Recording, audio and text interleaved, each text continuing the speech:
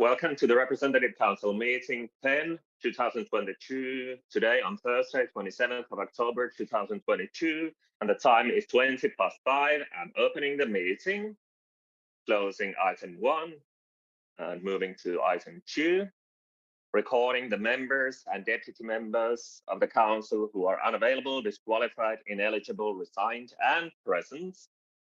And the roll call will again be implemented by Antti Ilmavirta. So remember to speak up when you hear your name. Thank you. Making sure that my sound is coming through to the stream and to the interpreters as well.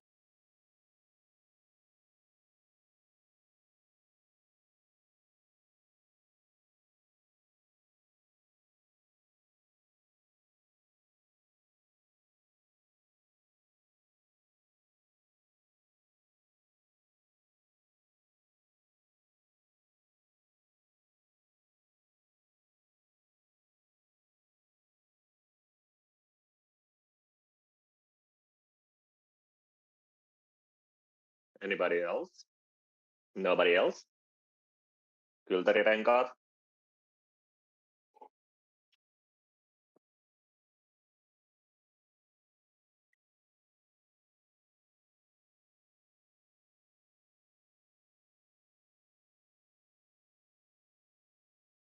Hakkarainen absent, replaced by Jacob.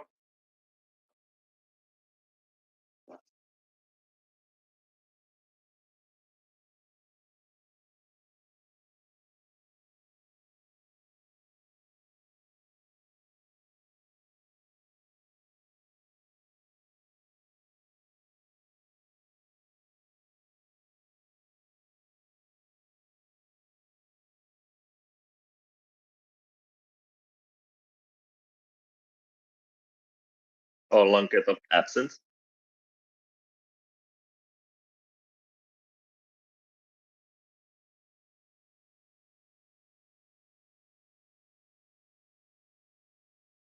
Anybody who was not mentioned? Excellent. And next, members of Luja. Anybody else?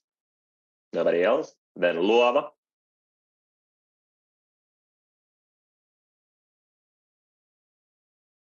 Anyone else? Then Skisma.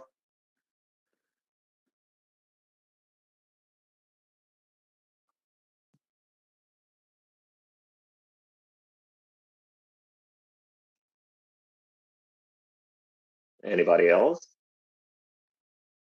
Then vihreämpi Aalto.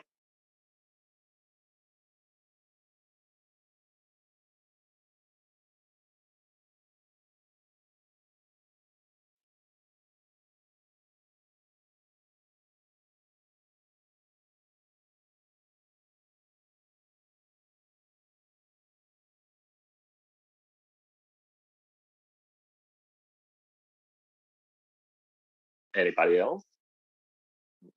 Then Voltti.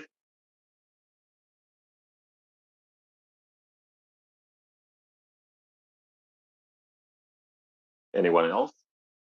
Then Boga. Sorry, Boga.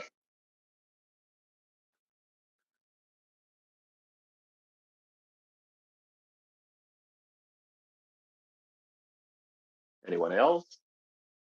Anybody who was not mentioned? Okay, we have 40 representatives present in the meeting.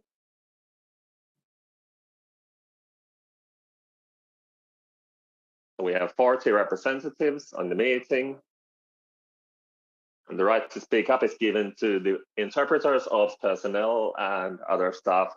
Also, the right to speak is with the financial committee.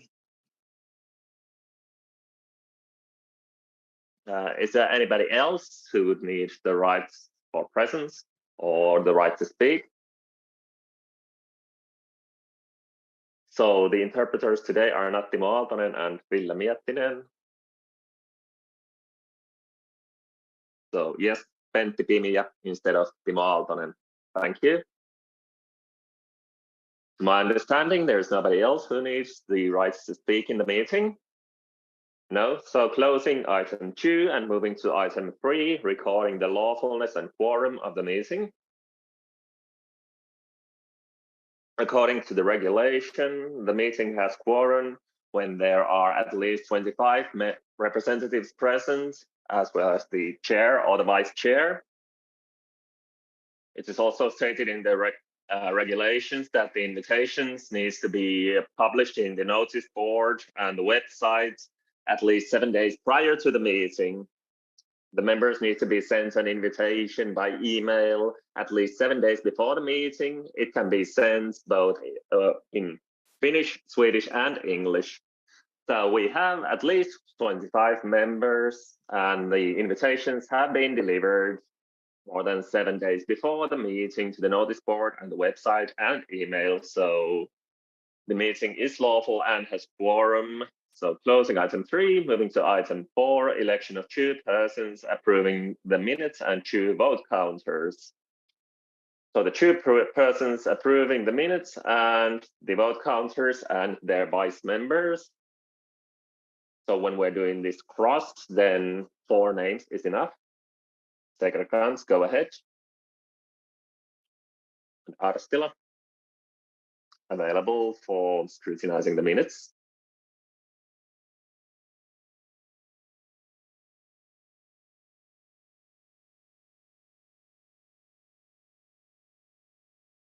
Available for the minutes. Thank you. And then one more for the vote counting. Cycle available for counting the votes. Excellent. This is enthusiasm that I haven't seen in years. It really warms my heart to see this. Closing discussion and selecting Arastila and Luoma as the scrutinizers of the minutes, and Sekreterans and Saikku as the vice ones, and then Sekreterans and Paikku as the vote counters, and Arastila and Luoma as the deputies. Decided. Closing item 4 and moving to item 5, confirming the agenda. The agenda has been delivered alongside the invitation. Anything to add to the agenda? Nothing to add, so accepting the agenda as such. Moving to item 6, announcements. Opening discussion. Any announcements?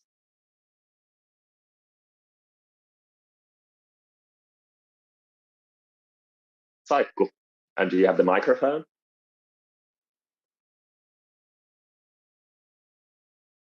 It's okay. We have 2 microphones today, but you have to pass them around the room because we are an ecological student union, so we can do it. Matthias, go ahead. And also switch on the microphone, please, and wait for the light to turn green.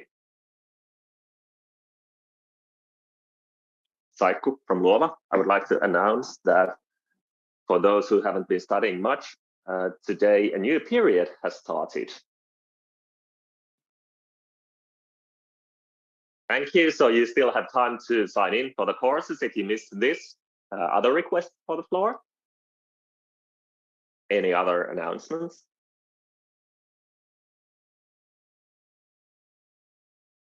Apparently not, so closing discussion and also closing item 6 and moving to item 7, latest news from the office. This time we will hear them from Antti. Go ahead.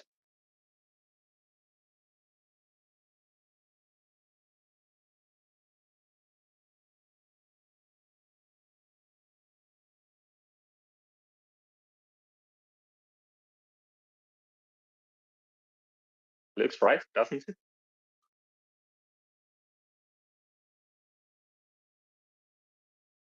Mr. Uusajärvi has unfortunately fallen ill, so therefore I'm stepping in for him.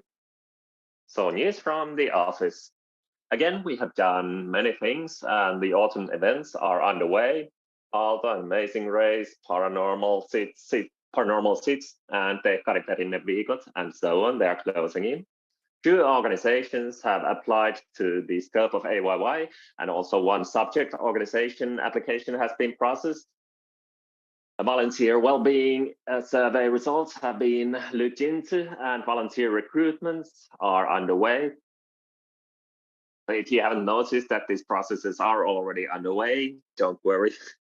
People are not yet that aware of it. Communication is about to happen. Soon you will see why we had other things to look at. So at the premises, Otakari pre-plans or preliminary plans have been started. So in practice, all the buildings are being prepared. And then which buildings will be first, that will be decided on later. The Serviniemi basic renovations and their extension is being looked into. There is, for example, capturing heat and other important things to look at. And energy saving opportunities have been looked into, and the residents will be informed about the possible ways that they can have an effect on the energy policy. Carbon neutrality roadmap for the premises or the real estate is being worked on. An implementation of the service book for the real estate management is being processed. Then facelift project in Otakari 18 is being worked on, and the model apartments have been made. I have seen them myself, they look nice. And then the next thing to be considered is the implementation of the shared apartments.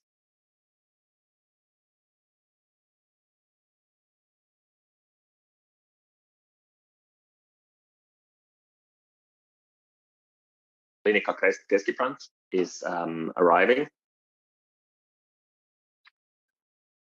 The surveillance has been and guarding has been increased in Otaniemi due to the burglaries. So now the burglaries are not happening anymore. So it seems that these precautions have taken effect, or maybe Otaniemi is now more peaceful for another reason. Anyway, at least I haven't heard any criticism about this district guarding. So it hasn't really been an obstacle for other student activities. And service communication action plan project is moving on. The working group is meeting tomorrow. And here's more information about that regarding this slide about communication. So the service communication definition project is actually what this turned out to be. With Julia, we are tomorrow starting the project.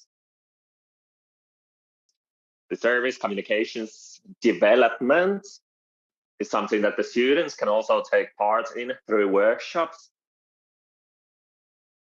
And if you haven't seen any communication about the workshop and this project, it's because we haven't communicated about this yet. So now you have the private opportunity to be the first one to enroll in the workshops to develop our service communications. And information will be later communicated in all relevant channels.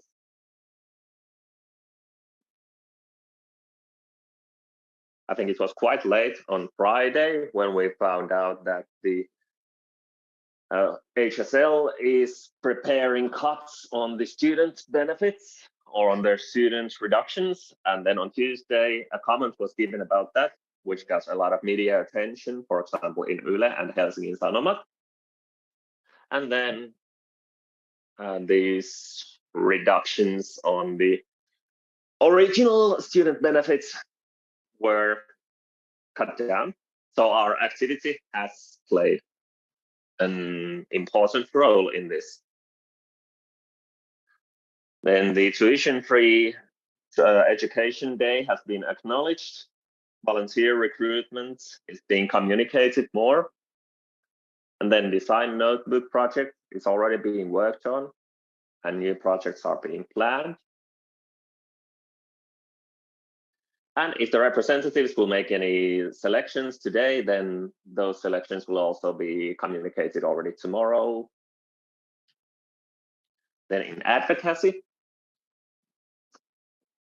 here's more about the HSL incident.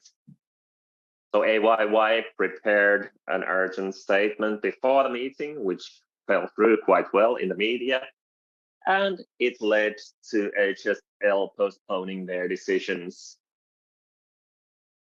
So we will continue our lobbying directly to HSL.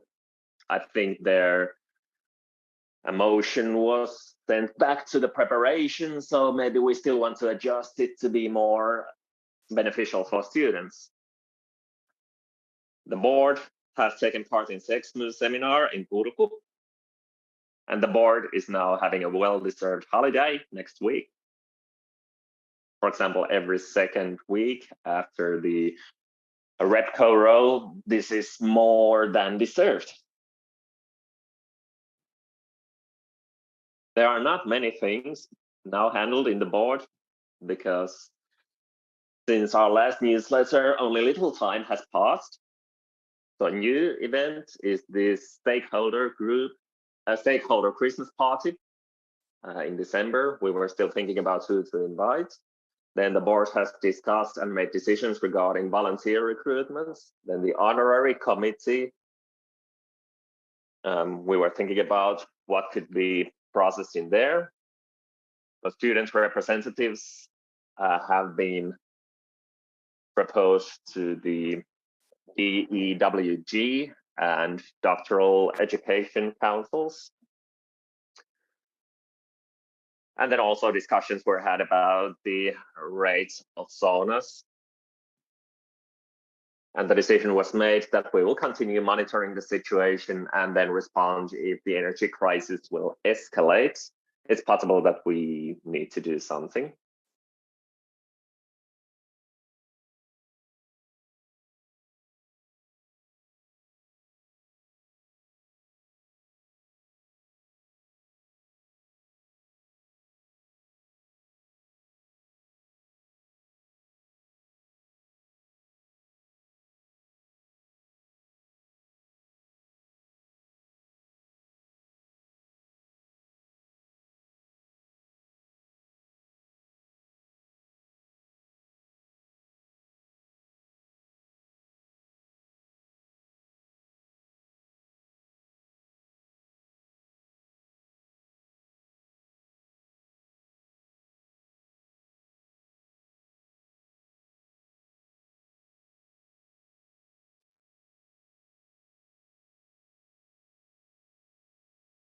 Waiting for this to turn green. It's not green yet, it's yellow. Can you hear me now? Great. I'm not giving any numbers from the top of my head, but if you want to hear something, you can ask me by email. If it's okay, if I may still fill in, AYYE real estate is also involved in the campaign.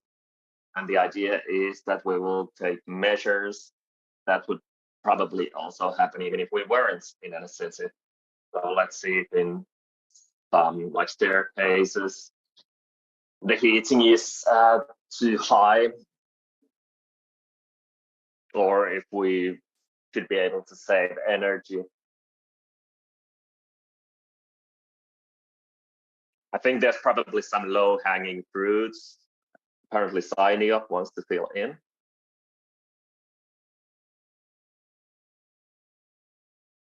And this is continuous operations in our real estate sector. So we are developing automatization, and that also affects the energy consumption.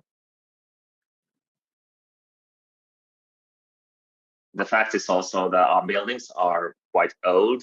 Some of them are even from the 50s. And then they also consume energy, just like the buildings did in the 50s. So at this point, I would like to encourage everybody to also consider their own electricity consumption.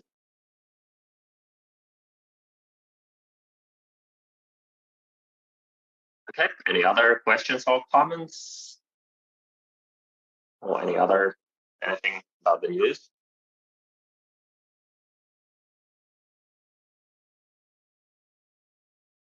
Okay, we have all spoken our minds. So then I'm closing discussion and closing item 6. Sorry, closing item 7 and moving to item 8.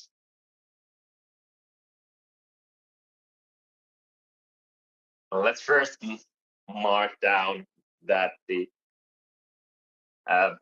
news have been heard from the office, and now moving to item 8. Sorry for the confusion. So now updating the SYL delegation.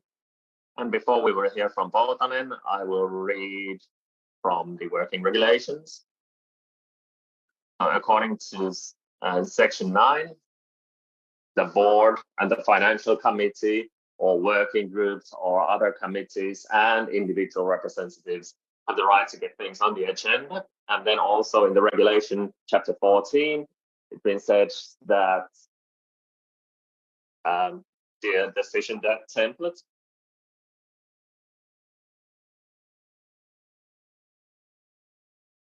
So next, something that's brought from Baltic. So first you can present or speak up, and then let's have a round of questions. And after that, Antti will give a basic proposal for this item. And then we will have questions for that. And after that, we will have discussions. This seems straightforward. And then the other microphone should be given to Baltic here somewhere. And then let's put the presentation on the screen.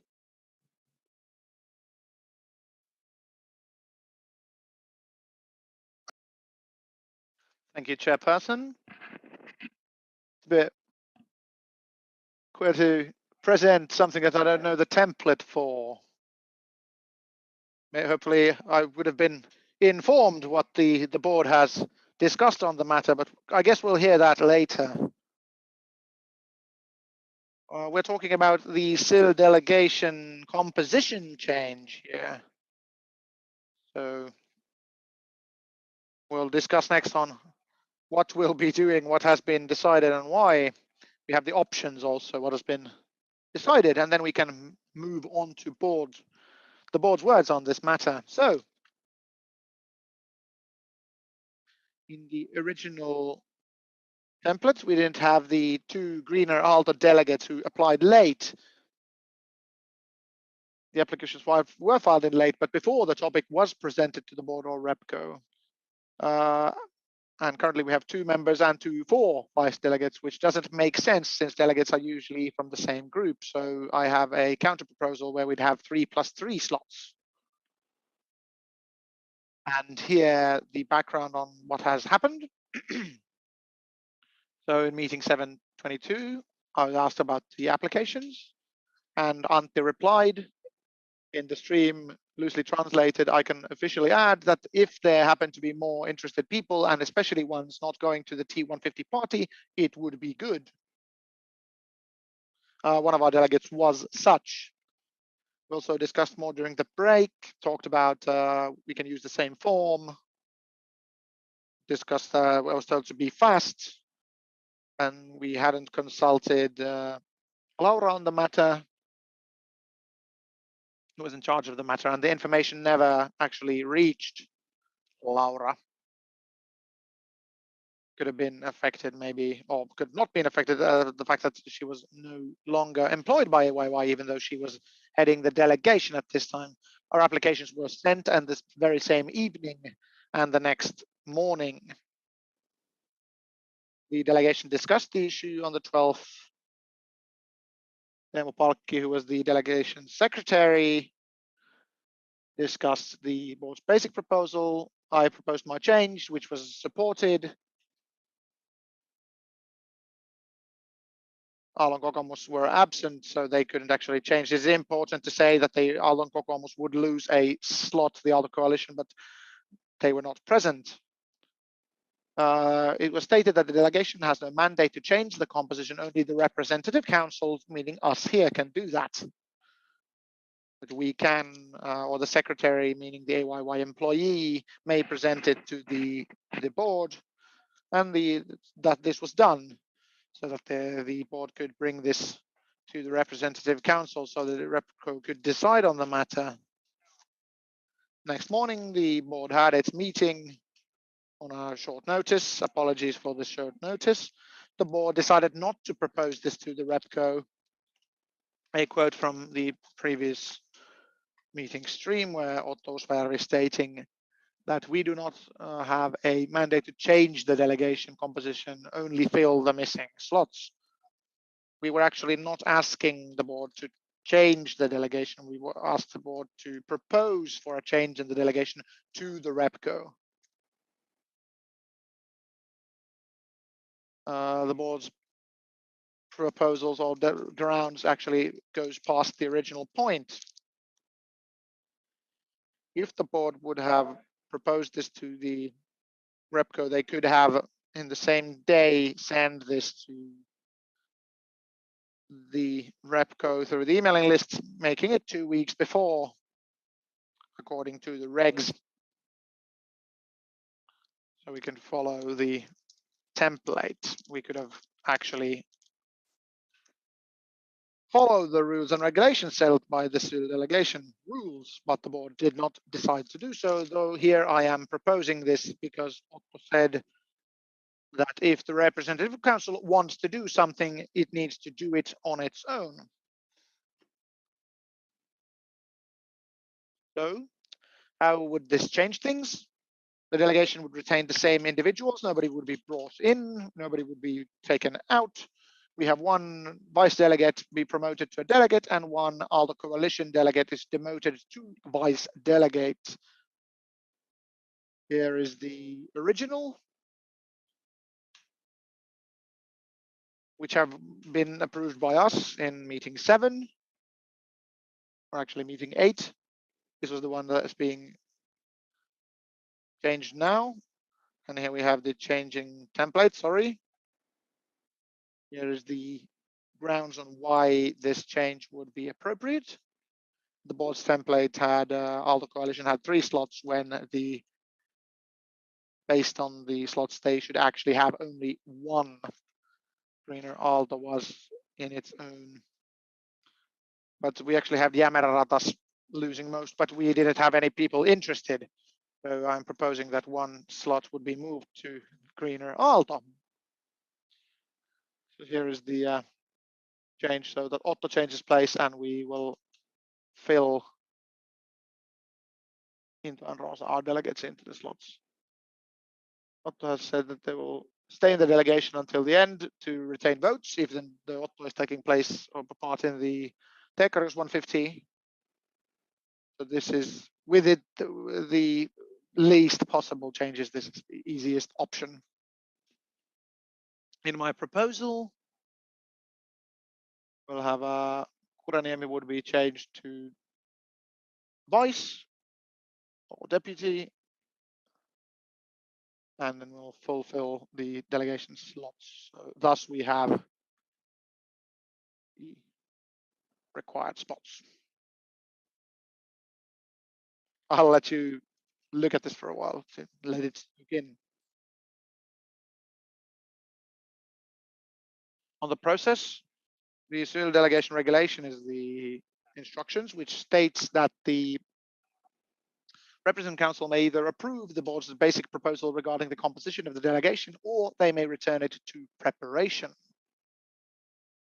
It should be noted that the RepCo can't present their own composition for the delegation. So me kind of doing this is kind of against the regs, but the option 1, in order for this to go according to the regulation, I have 3 options. We could repeal the previous decision. The board holds a meeting immediately and takes the proposal to their basic proposal, and the RepCo approves the proposal. Having a board meeting in the middle of our meeting, the board chairperson has said that they will not have a meeting today, so this is not possible. Option 2 would be to change the operations in the General Assembly of National Union of University Students to document so that the RepCo can make proposals for the delegation composition. So kind of opening a can of worms in a sense that we have the chance that the if the RepCo could change this by a single majority, then we would end up in a situation where any majority group could actually just state and basically inform us what the composition would be. So there's a caveat here, kind of a downside if we want to change it. So if we change it, we could also approve. Or what I'm actually proposing is that the RepCo can simply approve Poltana's proposal against the operations document, because the document is something that we have set for ourselves by ourselves. We can state that we can make a exception to the rule based on the grounds of the situation. Pros and cons. Option 1 is simple but requires a board meeting now, which is obviously not taking place. Option 2 has some side effects to the process of electing the delegation, which might have not been kind of the point, which is not why I don't like it. And option 3 is the easiest solution, but an open question in legal terms. You'd say got bad management in some way. Then again, I think that if you decide against your own regulations, it's not bad management, but it's actually stated that it is sensible in this case. Here is my presentation proposal. I have no presentations after this. If you have any questions regarding any irregularities, you may ask them. We'll have the discussion a bit later. Any questions right now from Poltanen? Oh, sorry. We have a microphone for Spielman. Thank you, Chairperson. So could you reiterate how the Aalto coalition slots would be going?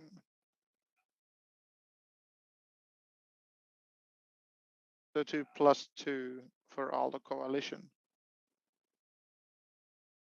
Currently they have 3 + 1.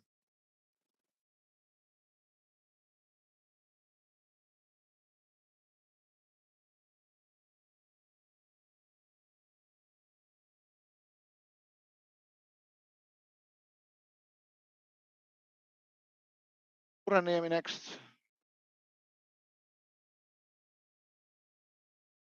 The first 5 slots on the Excel sheet is what actually, according to the regulation, the board will decide, and the RepCo will confirm the rest 11 are the ones decided by the RepCo, if you're understanding what I am saying. So clarification in that in the application, I mentioned my back there mentioned Aalto coalition. I am actually representing the board, not the Aalto coalition. Any other questions?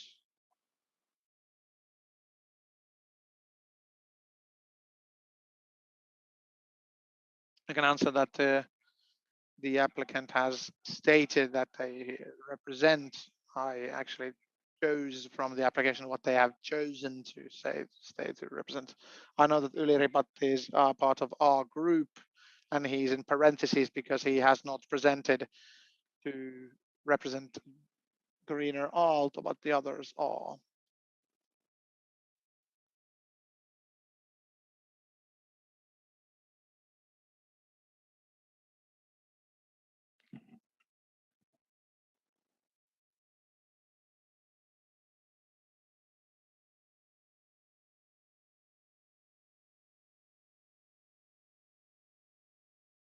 The representative council, I will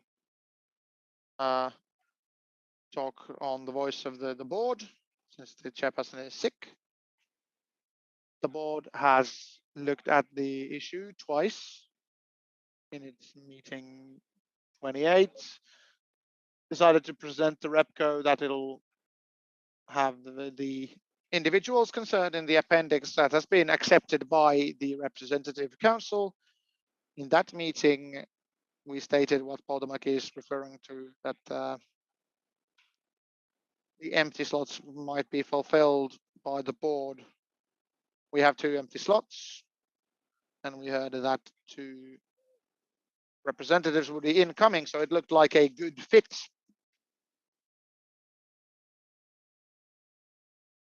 We also got like Poltonen stated. So it's meeting 33 out of 22. We had this wish to look at this delegation issue once more again. After discussing,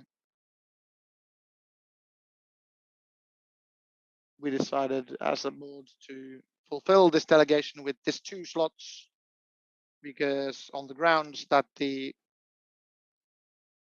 in effect, system is that the board can fulfill these empty slots. So the board also stated that in its meeting A22 is that the delegation would be fulfilled by the 2 late applicants, but the board also stated that the regulation does not give the board the opportunity to change the composition.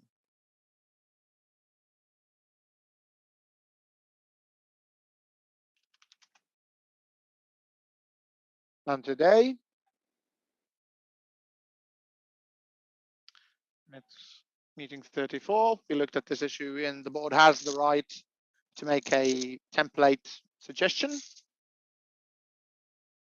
If we have any suggestions from the REPCO, we decided to make this template and present that the representative council would not change the delegation, but that the delegation in meeting 822 would be the one according to what has been already decided.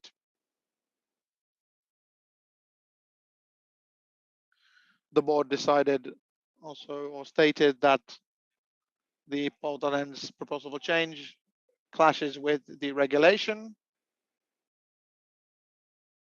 and it affects the slots that the board can allocate.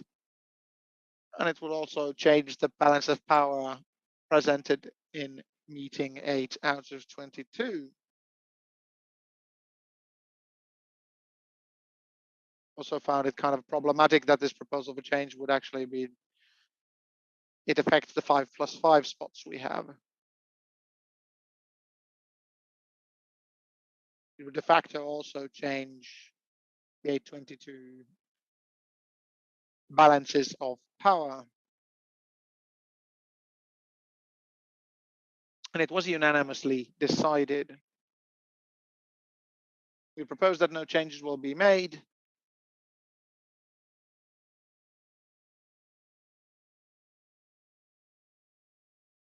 I hope that this is the correct word form. So this is the one approved by the representative council, added with Rosalaakson, Into Pääkkönen as seconds to Ripatti and Lindell. There we go.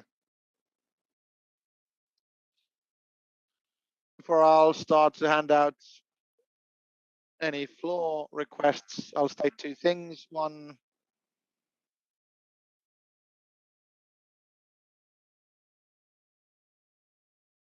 we decided on the delegation chairperson and actually relinquish that slot to keep this hygienic when I got this proposal. So as my current role as REPCO's chairperson, my duties stated are decisions are made according to our regulations and law, as has already been stated that this proposal by Poutanen clashes with the SYL regulation item 2, or actually 2 items. So it surpasses the SYL regulation on the delegation forming process. and the slots, 5 slots the board has. I've spoken enough, and I'll open discussions, after which we'll move to discussion.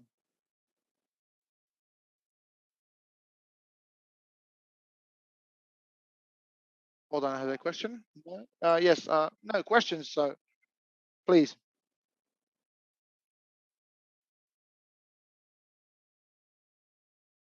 Hold on, and greener alt. I would like first off to state that this proposal that has been proposed on the previous slide is the different than what has been presented to the delegation. Why are the slots the different way around? My other comment to the board is that if you now feel that this is a problematic because that my proposal discusses the 5+5 slots decided by the board, how is it now a problem if you have left it empty originally? And now when I make a counter proposal, I'm changing a person from a slot that has you've left empty, you consider it a problem now.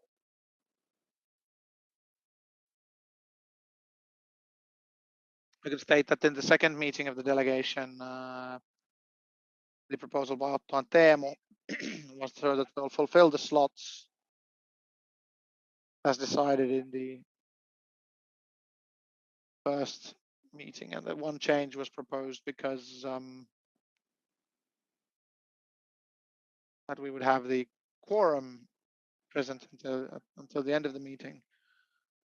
But this was kind of a tough deal, so we decided in its meeting 2 weeks ago on Friday, we decided that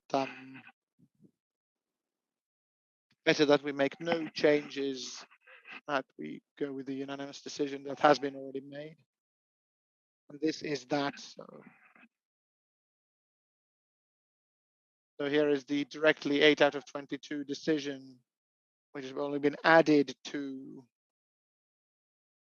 in the back and Roslax.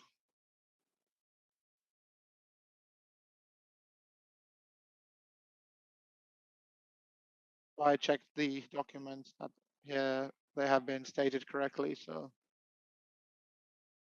they are as decided by the REPCO. So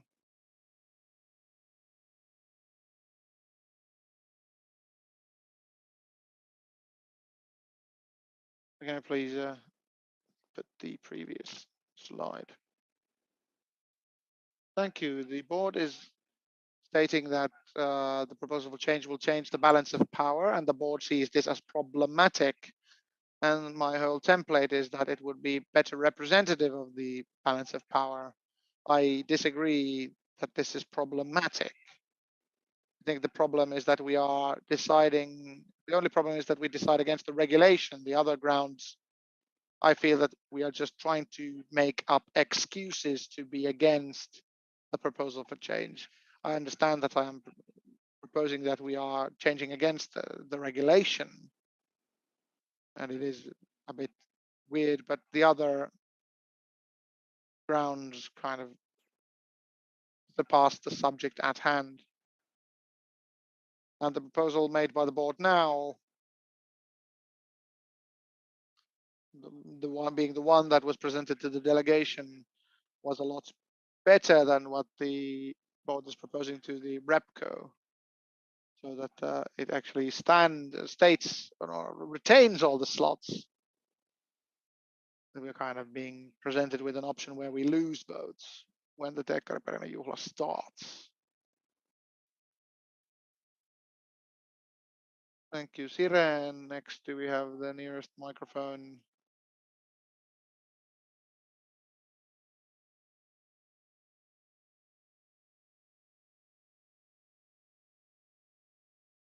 So Jaakko Siren, Aalto Coalition. This is a tough issue. We woke to this problem too late. The board's template would have been different if the applications would have arrived in time. We're opening a can of worms here in the sense that we are deciding, we're kind of surpassing the regulation. if we surpass it, we can just decide what we want. We should have a break, discuss this, do a majority, and then go with the decision. We are breaking the rules if we actually do it. So I move for shelving, tabling the matter according to our regulations.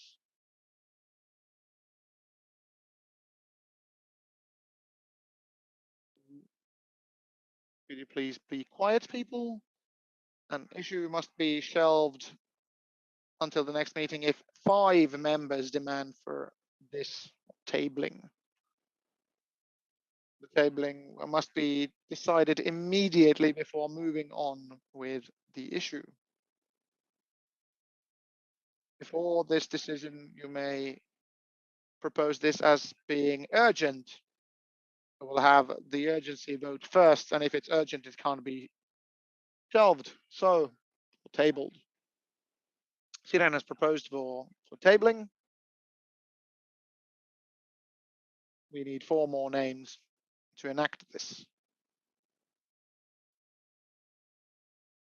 We have hands rising, so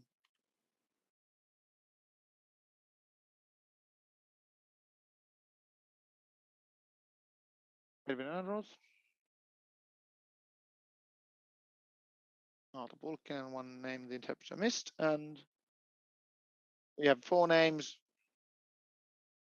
moving forward with tabling the matter.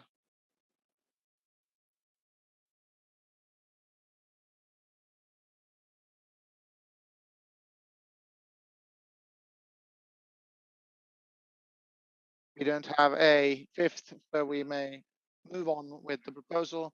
Lagerkrantz, did you have a request for the floor? The microphone dance is a bit problematic today.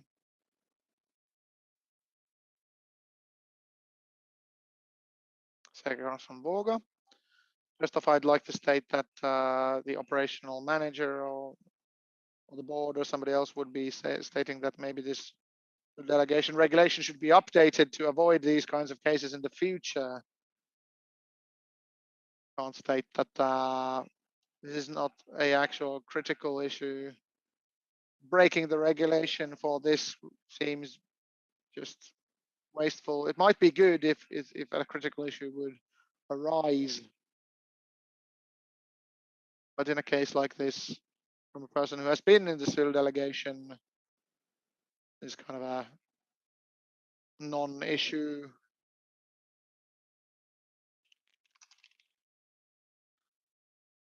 This is just a bureaucratical issue.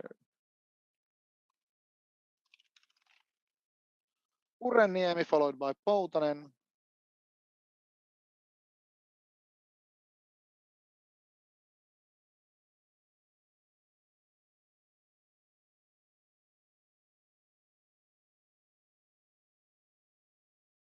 Thank you. I'd like to remind that this regulation that we are kind of Poutanen is presenting to be broken, that our delegation should follow the SUL policies and act accordingly. Poutanen?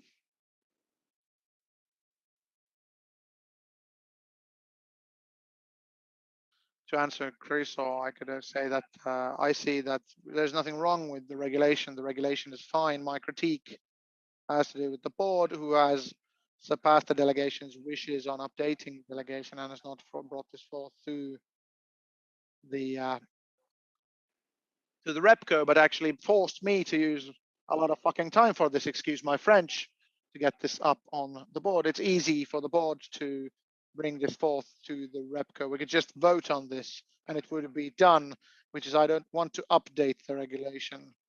You state that this is about a small issue, non-issue.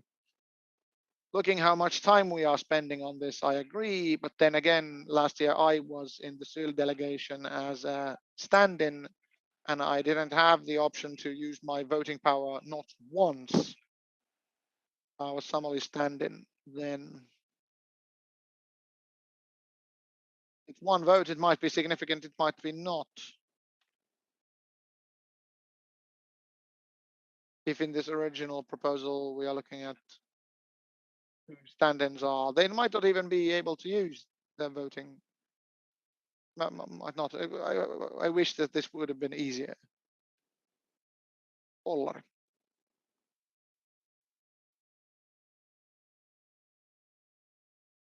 Olari Skisma, I'd like to second Kristu's speech, and also when we are discussing the balances of power, the regulation states that the board chooses 5 and we can decide as a repco on the rest of the spots. So we should not count the balance of power to include the 5 by the board. Poutanen. Yes, Poutanen, Greener, Aalto. I forgot to state earlier the point regarding that if we are making policies against the regulation, what other things does the regulation state? I'm not actually stating that we should wipe our asses with the paper. I'm discussing that we can surpass the regulation because the changes are sensible, not that we should just forget about the whole regulation, but make the informed decision. I would answer to Pollari that yes, the delegates might represent the board, but we have still has a closed ballot vote, and each delegates have their own ways and means and motivations. So we don't know what everybody will vote. I might channel Osvärvi for a moment that if he was here, he would state something on the lines of the board will not take a stand on whether or not the balance of power will be bad or the decisions will be bad or good. The board did not see that we could just surpass the decision of the RepCo, even though the delegation might wish it. We saw that the mandate of the board would be to fulfill the proposal, the empty slots being those. This was being done, and this was done. Also based on what I discussed and looked at earlier, if the RepCo is unsatisfied, we may propose for a change, which has been done. The board is presenting that we will go through what has been presented by the board. Ivan?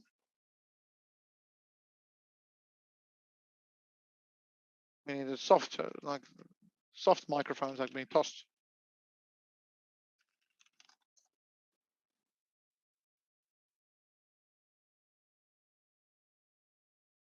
I don't know if you missed it, but how is the delegation's internal voting? Was it unanimous? Or do we have votes against? We had votes against, so it wasn't unanimous. But it was a clear majority wish from the board to look at this again. If one of the delegation disagrees, you may voice your concerns. Looks like we don't have no other requests for the floor. We have currently the board's template. You'll probably be making a proposal for change. Currently, we have the written proposal, so I will accept that this will be renewed and you have a seconding, so we don't have to send any emails.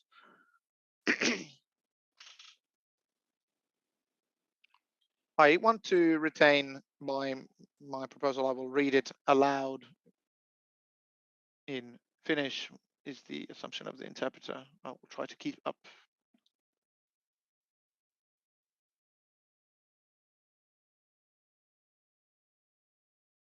I have it here. So my proposal is that the representative decides to change or update the composition of the SYL delegation according to Appendix 8. The representative council will see that surpassing the regulation is based because the proposals for change are small the delegation has supported the change, the delegates have been chosen according to the regulation, and the timetable there are timetable constraints. Do you have a seconding for your proposal?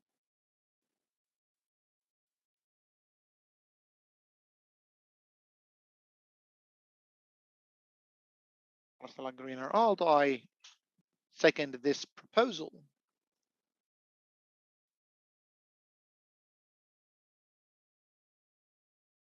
Thank you. Speaking on behalf of Uusipajärvi, even further, he would like to comment that when we discussed about whether an AYY's board would not be voting according to AYY's wishes, if we have this kind of ideas around, the board will have a confidence vote, because these kinds of accusations are not something we wish to hear. Hopefully this kind of discussion would not take place if you truly, unless you truly feel that the board would be doing these kinds of things. Thoughts? And then Kuraniemi.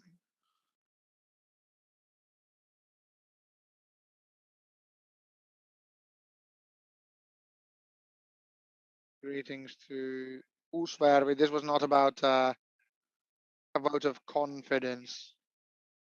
I'm just meaning that last year AYY delegation did not have its own policy for the votes. This was not kind of a critique on the board. Kuraniemi, please. I'd like to remind that according to the regulation, you may propose. You don't trust a single member of the board, an individual, as it were.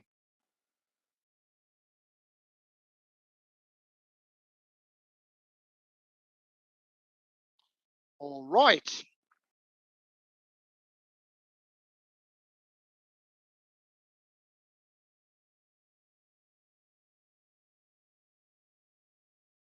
Who asked for the floor? Obviously, somebody's making a proposal for change, a differentiating proposal for change. Please do so we can anticipate it. That's all I have.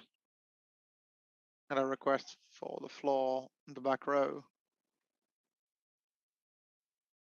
Reiko Kykärengas, I would be interested to know that since the delegation voted, if Aalto would have been present, would have still been, what would be the Aallon kokoomus, sorry. Yes, so now we are I won't speculate.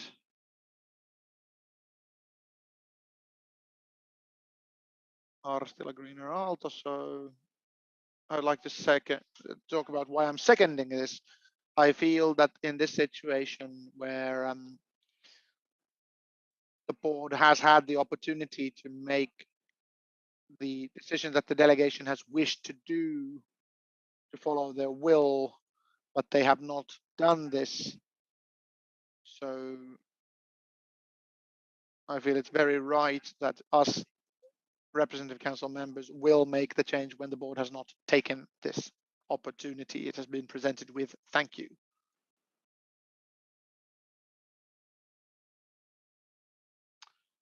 Fielman, I will reiterate. I would like to ask on what the decision would have been if Aallon kokoomus would have been present. You are restating your question, as also been stating.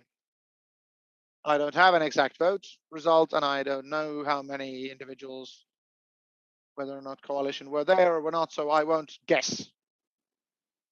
Marstila?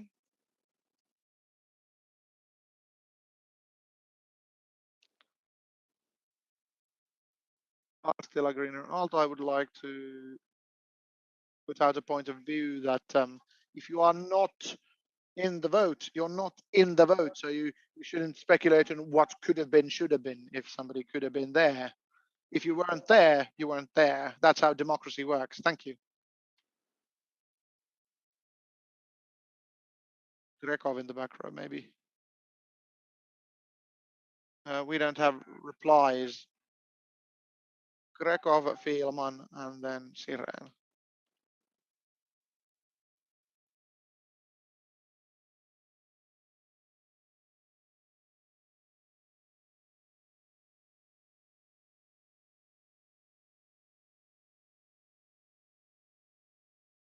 So I would be interested to know that if the board would have proposed this, we would have not been breaking any rules. Is there a reason why the board chose to keep this balance of power so that the Aalto coalition has the triple amount of spots in regards to their, well, presence in the REPCO?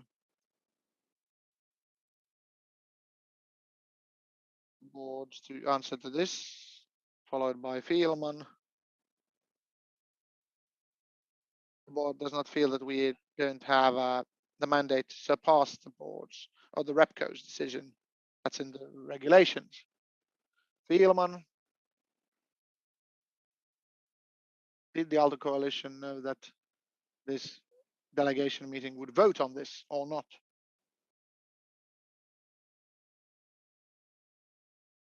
Followed by Siren. Can somebody answer? I don't know. That's the answer. There you go. The delegation doesn't have a meeting, that we don't have any minutes. It's mostly an informal meeting where people discuss things, which is why the kind of show of hands votes, which I don't have this for you. So I am in the delegation, so I can say that the delegation does not have the knowledge or the prerequisites to change the delegation. We didn't assume that we could make this kind of vote because we thought this was not something we could decide on. So we decided that we'll go through the material after the meeting. Hence, we weren't there. So we didn't have people there present and accounted for. We would have probably voted with the pragmatic option. This is not something that's decided by the delegation. So AYH will present its own point in the delegation, which is, it's kind of a technical issue that isn't something that maybe we could vote on. Let's discuss with the board. Let's discuss with the delegation. So the next request by Poutan and then Ullström.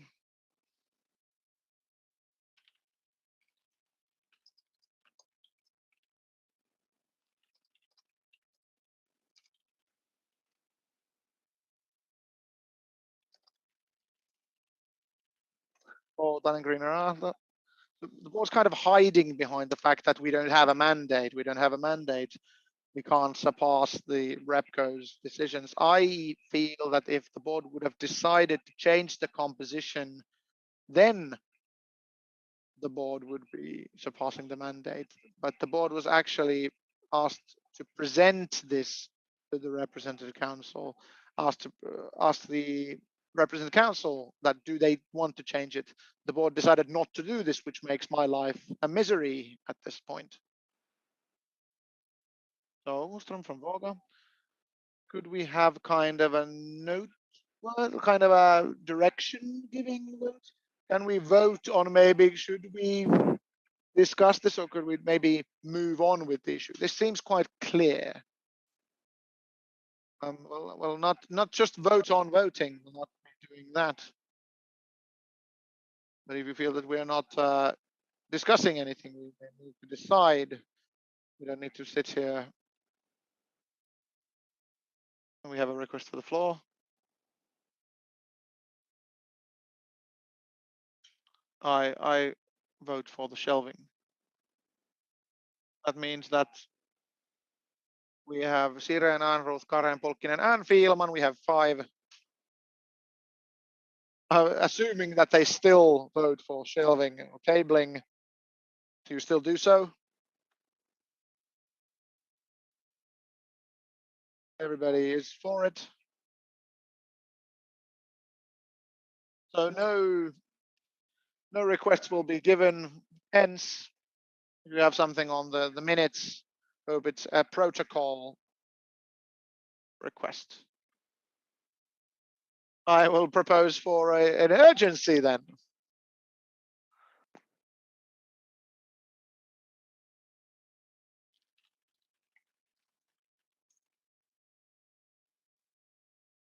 If you don't have your voting slips, this is a good opportunity to fetch them.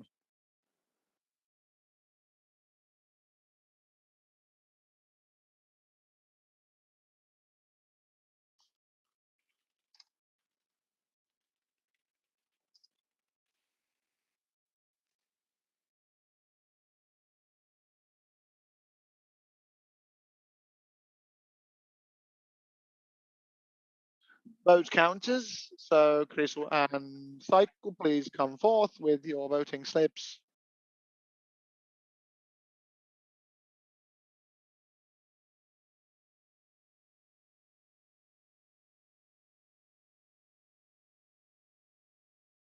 Which is which?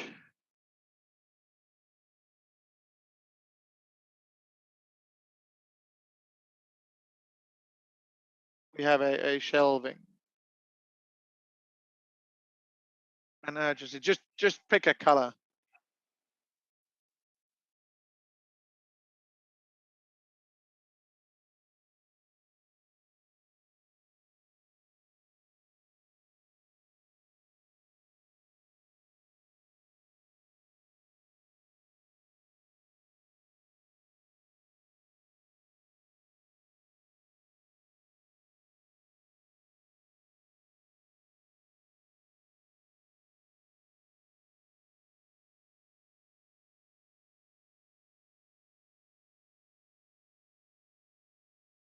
So discussing on what to decide on the colors of the votes.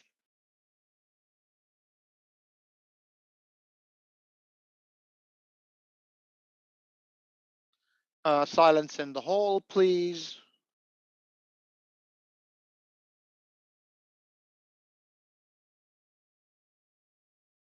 Thank you. We have some meeting technical things. Like stated before, Article 15 states on shelving or tabling that we must table an issue if 5 delegates or 5 members of the Representative Council wish to do so. It will mean that it will just be postponed to the next meeting 4 weeks from now. But once a tabling decision has been made, we must decide on this immediately. That has been proposed by Arstila that we consider this urgent. Next, we will discuss or vote on the urgency matter. Can I comment something that the interpreter cannot really hear? But it's apparently true. So I will state for the interpreters that, like Arstila said, that this next meeting that has been mentioned on the 24th of next month is actually after the meeting that we are deciding on.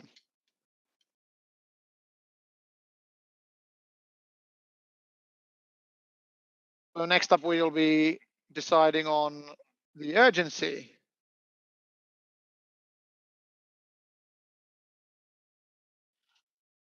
So in Article 15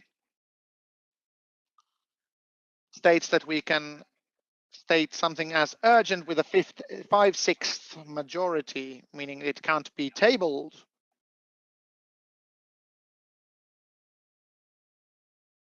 We need 35 votes for. We have 41 members of the Representative Council present, meaning that the 5/6 majority is 35 members, according to my calculations, because you can not give half votes. Here we have the options. Blue is urgent, red is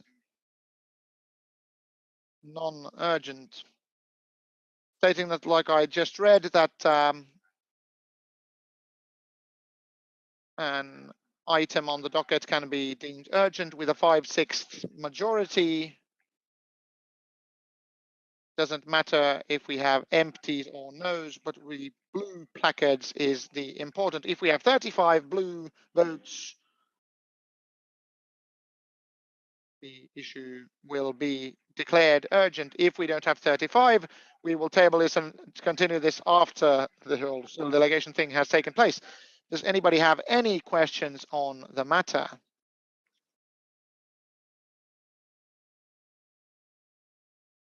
Yes, Emil. Please take a mic so the interpreters can hear you.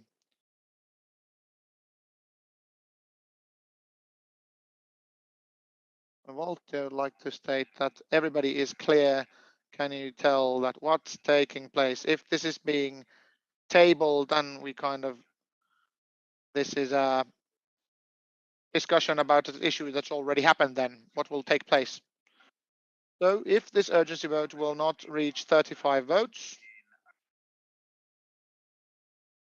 because 5 members, so we will table this and we'll have the discussions after the meeting, meaning that we have a delegation here for the delegation. So we will, of course, because we have no decisions regarding this, or actually whether it supersede this, this decision still stands. But it is a good clarifying question. Do any other clarification questions, or can we move to vote? Can you also take a microphone so the interpreters can hear you? State the empties. What about empties? Empties are empties.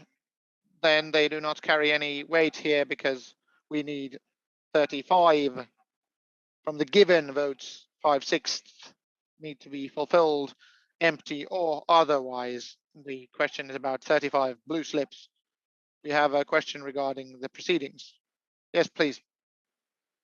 It's not a question, but I would like to mention that if we accept this tabling, the board's template would mean that we still have a delegation where we have votes falling off when the Pekarepanijola begins. Yes, that is what is happening. Excellent. Let's move on to voting. So hopefully everybody has these 3 slips. Blue is for urgency, red is against. 35 votes are needed. Everybody is ready. Vote counters are ready. So placards up now.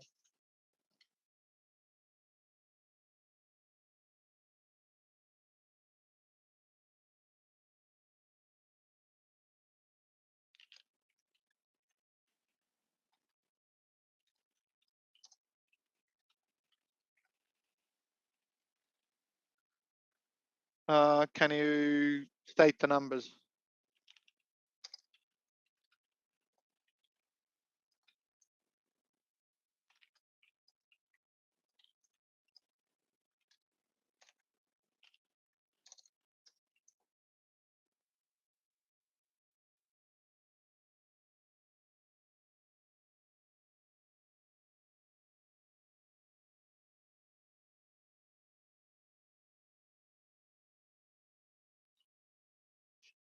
Not enough votes. So the REPCO decided to table the matter. And now then there was this question about the dissenting opinion. Unfortunately, I now have to check because this is the first time this year when we have this kind of a situation.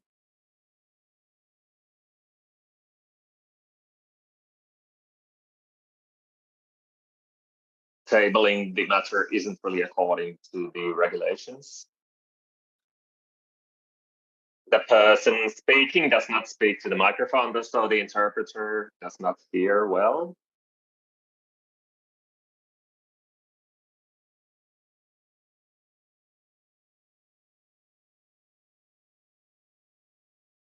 Arstila speaking. I was just shouting that is it possible to give a dissenting opinion about tabling, and now then the operation manager is looking into it, and people. So now let's wait.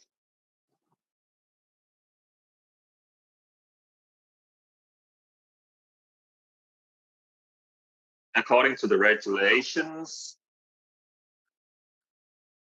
a dissenting opinion can be given if a counter proposal has first been given or a person has been voting against. A dissenting opinion must be notified immediately orally after the decision has been decided, and then the dissenting opinion will be written into the minutes, and then it will be written to the minutes. So to my interpretation, it seems that a dissenting opinion can be voiced, and it seems that Ostrom is now giving a dissenting opinion. And then the written report of this also to me and to the executive director.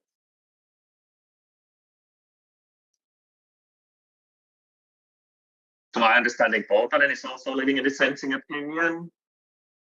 And anybody else? The AYYYE as well? Aalto?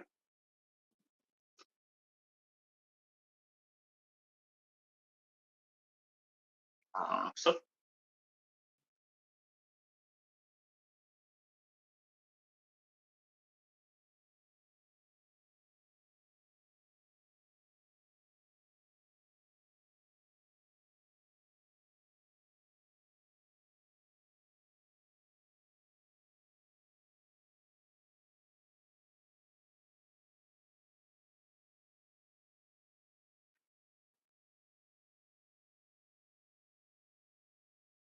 Okay.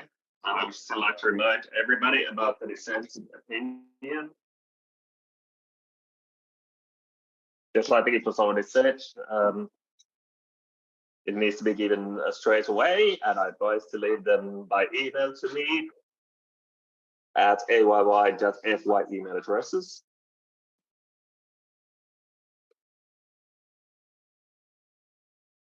The item was decided on, so closing item 8, moving to item 9, preliminary discussion about the IT policy presented by Annika.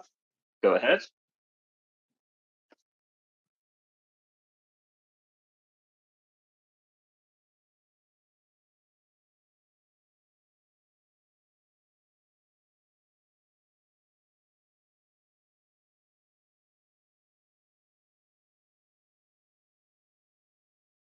Can you hear me without, or can the interpreters hear me without the microphone?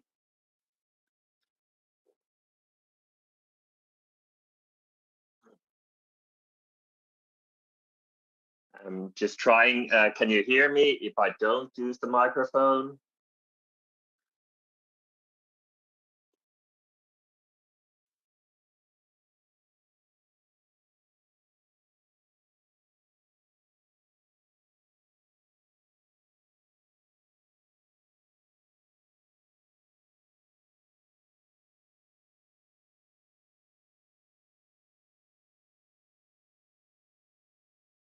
Okay, we will try with the microphones.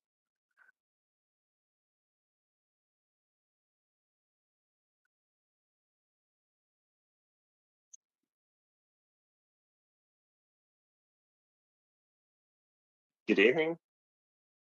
I'm Annika, the development manager, and I will be presenting the IT policy.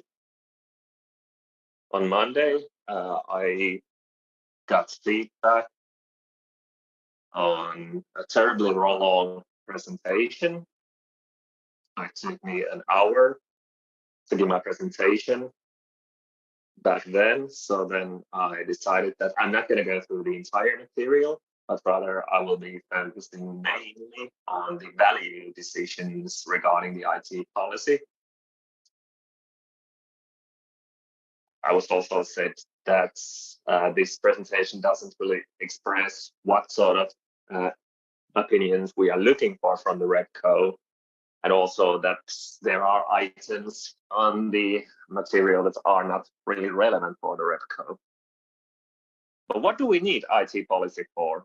Well, we don't have IT policy actually, so the preparation has started from scratch. We need it to make the IT processes and responsibilities more clear. because we don't really have documents that would give our IT team any guidelines what we should do with our limited IT resources. Basic IT processes haven't been documented regarding the responsibilities and who does what. So for this reason, we are now working on the documentation. So with my own experience, I could say that I am now been for 1.5 years as a supervisor in our IT team, and I'm running our IT operations. And the day-to-day IT work is quite challenging because we have a lot of internal and external services and quite limited resources to provide them. And the IT day-to-day life is quite challenging. And then it's my responsibility mainly to decide which things are prioritized above others. Also, IT policy is needed to determine the collective will of what sort of services we should offer, and that's also the foundation of our prioritization. AYYE is indeed doing a lot of IT things, and our resources as they are now are not sufficient, especially because we have ambitious goals in our policy papers about development and internal digitalization. So here's still some background information on our current situation with the IT and what sort of team we have. In our IT teams, we have 2 persons in non-military service who are mainly responsible for the staff, board, volunteers, and associations. And these non-military service people are usually students or self-taught people who are in the beginning of their careers, which in practice means that these 2 people cannot really manage all the IT support work in their day-to-day life. So then IT specialist Demo is also supporting them daily, and also I am there to help them when I can. So we also indeed we have IT specialist Demo, who is responsible for IT infrastructure and also our information security. And the IT specialist also support the persons in non-military service with IT support problems. Demo is also responsible for maintaining self-developed software, administrating and developing them. Also, purchase services like the Microsoft and other licenses are administered by him. And then also there are AYYE servers, which are managed by the IT specialist alongside with trainer admins. And then I will be I'm working as a data protection officer, which is a legal job description for an organization. So each organization needs to follow the GDPR. I am also a team supervisor and project coordinator, and I do prioritization. This is not the only thing that I'm doing. So I'm also responsible for student union administration and HR. So this means that I have about 10 hours per week for IT things. Where our operating budgets annually is about 100,000. This doesn't cover the personnel cost, but rather the equipment and the software, and also organize software and licenses. So it doesn't include any property, housing, financial management, or things like that. And this is a scarce budget, so it does not really allow major new software or equipment purchases beyond regular purchases. People have asked me, what does this 100,000 come from? So about 30,000 goes to the basic things like computers, phones, and displays, and then a few dozen, tens of thousands go to printers, and the rest go to software. We do have internal services, so we support requests from board members, employees, and volunteers, and mainly the non-military service people are doing this. And then we're also managing the IT environment of AYYE. We also provide association services. So these are domains, WordPress, web portal, and mailing lists. So these are the association IT services. Aalto has about 60 association domains. So these are the websites that direct people to the organization websites. And these domains are purchased and renewed to Traficom annually. And associations are charged for these about 10 euros. And then there's WordPress platform, which is provided by AYYE and also responsible for data security. So this means that AYYE IT is responsible for the technical implementation, and associations only update the contents. There are 60 associations doing this.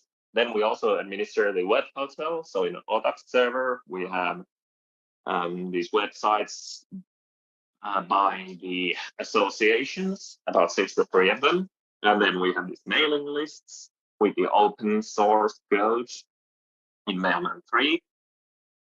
Practice, this means that we are creating new mailing lists upon request for the associations, and we assist them in problematic situations. So if there are problem situations with the email lists, then we help them out. And currently we have a bit under 3,000 mailing lists on the service. So this really shows that we are creating a lot of new mailing lists, but people forget to close them after they become obsolete. So it's quite difficult to really range which one of them are needed and which one should be emptied. And about the resources for association support. So it's about 2 to 10 hours per week. And then there are the busy times at the beginning of the year and after the summer holiday when there are new operators coming in.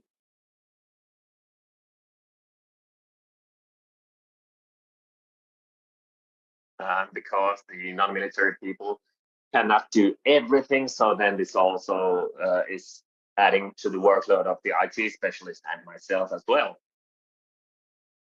And every year we also do the billing for the domains, 60 domains per year. So the IT specialist collects a billable to the cashier who bills each association 10 euros. And if all goes well, it takes about 1 day, but often it doesn't go that smoothly, so people don't pay the bills. And then we need to demand payments and remind people that, hey, you need to remember to pay the bills. And then there are also these special agreements with certain associations with the university that the university should be paying for the domains, but then these agreements have not been delivered to AYYE, so then we need to look into this, like, do we have the right to send the bill to the university for the association domains? So the realities in this service is that we cannot really give a service promise on how quickly we can respond to different requests, because they take some learning from the IT support persons. And there's also people coming and going, so the services require also like learning as we are doing. So we don't always have IT specialists who can like answer requests from their previous experience. And we try to have the same service level for everyone in WordPress, so no special needs can be met.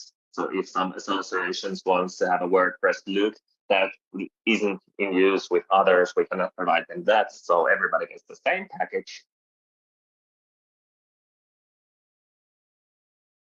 I'm coordinating these rental facilities system that was developed in 2014. Then we also have this Tahlo system, which is quite old, and a new replacement was developed this year.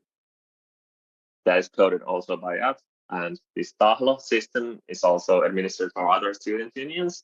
And then the Halapet system, which is for student representatives in administration. We are also administering this for other student unions, and there is an old version from 2013 and an overlapping beta version, which was developed in 2020, which is only in use for AYYE and HYYE. So the other student unions are not yet using the newer one. And then the IT team also has other tasks like problems on AYYE websites, and then we're updating the websites on a daily basis. And we are introducing new employees, board members, and volunteers. We are taking care of the office internet problems. And there's this form system.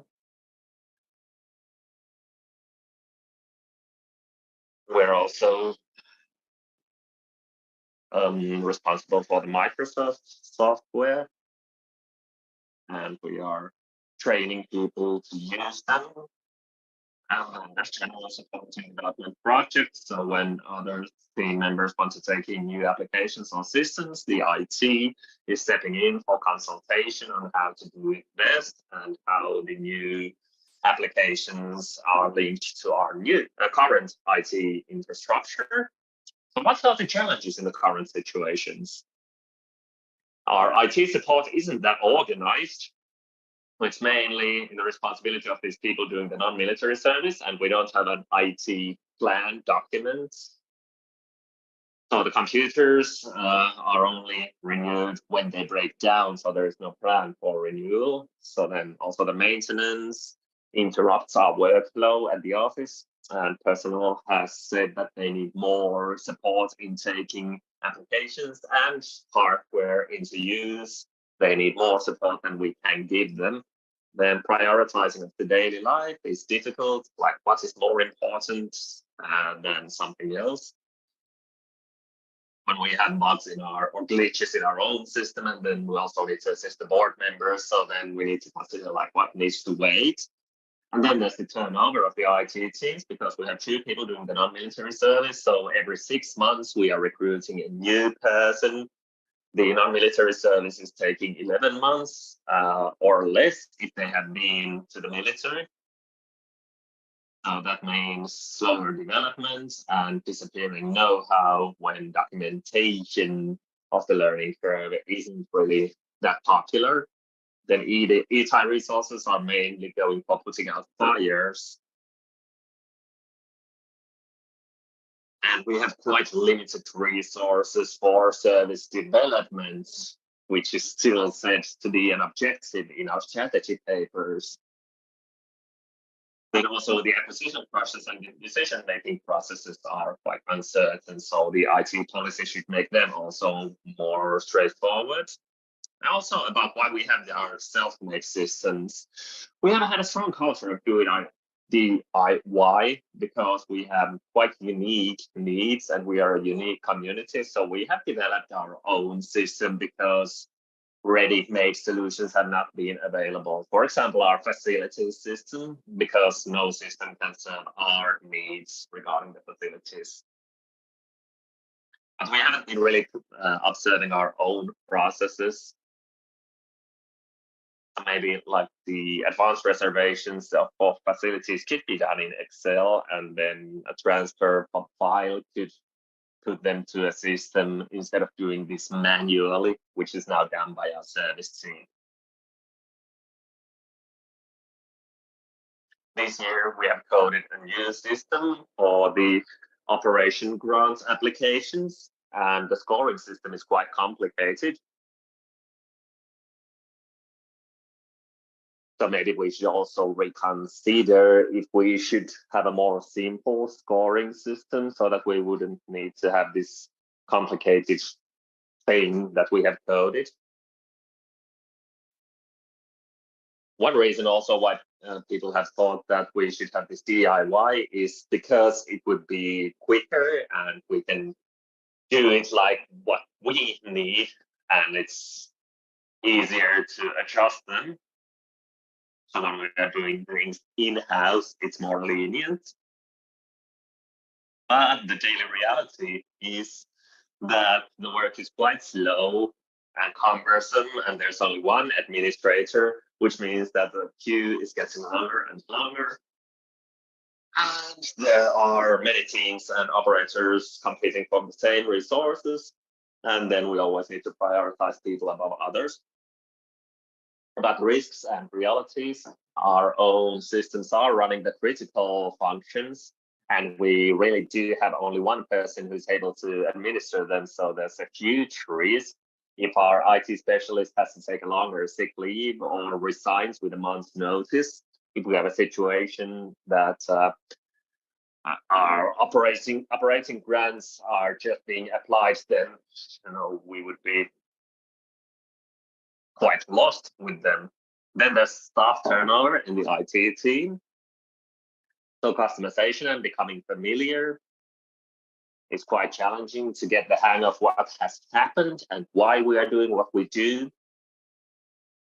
Because there hasn't been all documentations, and all the administrators' responsibilities are at AYYE, like data security and protections, repairs and changes, and documentation.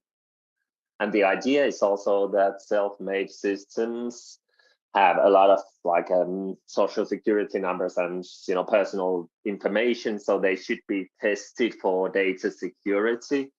And the audit costs are starting from 10,000 euros and up. We have a few case examples that describe how the DIY work method is at the moment. I'm not going to go through both of these examples to save some time, but I will go through this representative council elections case. So our election regulations say that we need to use an open source system for the election. And last year we were in a situation where the only open source system was the one used by AYYE. And after 2018, our IT manager said that we should give up this system because this implementation of the system in 2019 took several months of work because the software was outdated and there were inadequacies there, and also the user interface was flawed. So we couldn't implement the demands by the Central Election Committee of having 24/7 voting because of the glitch. Then the voting was interrupted in the turn of the 24 hours. And if our IT manager had been on sick leave during this catastrophe, then there would have been nobody to do these preparations.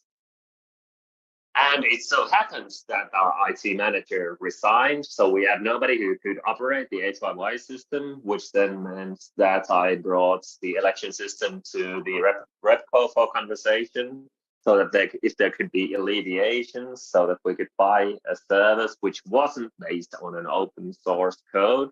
And updating the system is a slow process. And we just managed to get it done.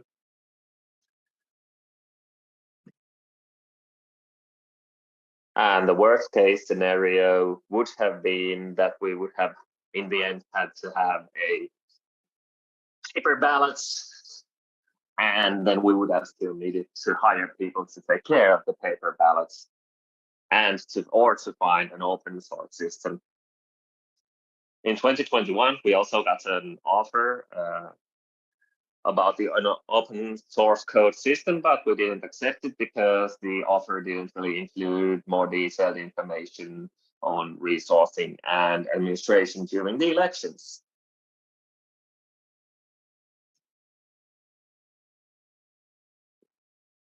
And if the election cannot take place, then the old RepCo should continue until the election would be doable. And that's not all. On the last year's elections, we also had the write-up that our chosen voting system must be from an outside provider audited, and we didn't have a budget for this audit because we didn't anticipate a new purchase regarding the voting system, and we got this specific request from the board, but we couldn't find anybody to do the audit, so we couldn't fulfill this request. And as a comparison, what does it mean when you buy and code a system ourselves? Last year we had this Treve Vaka system.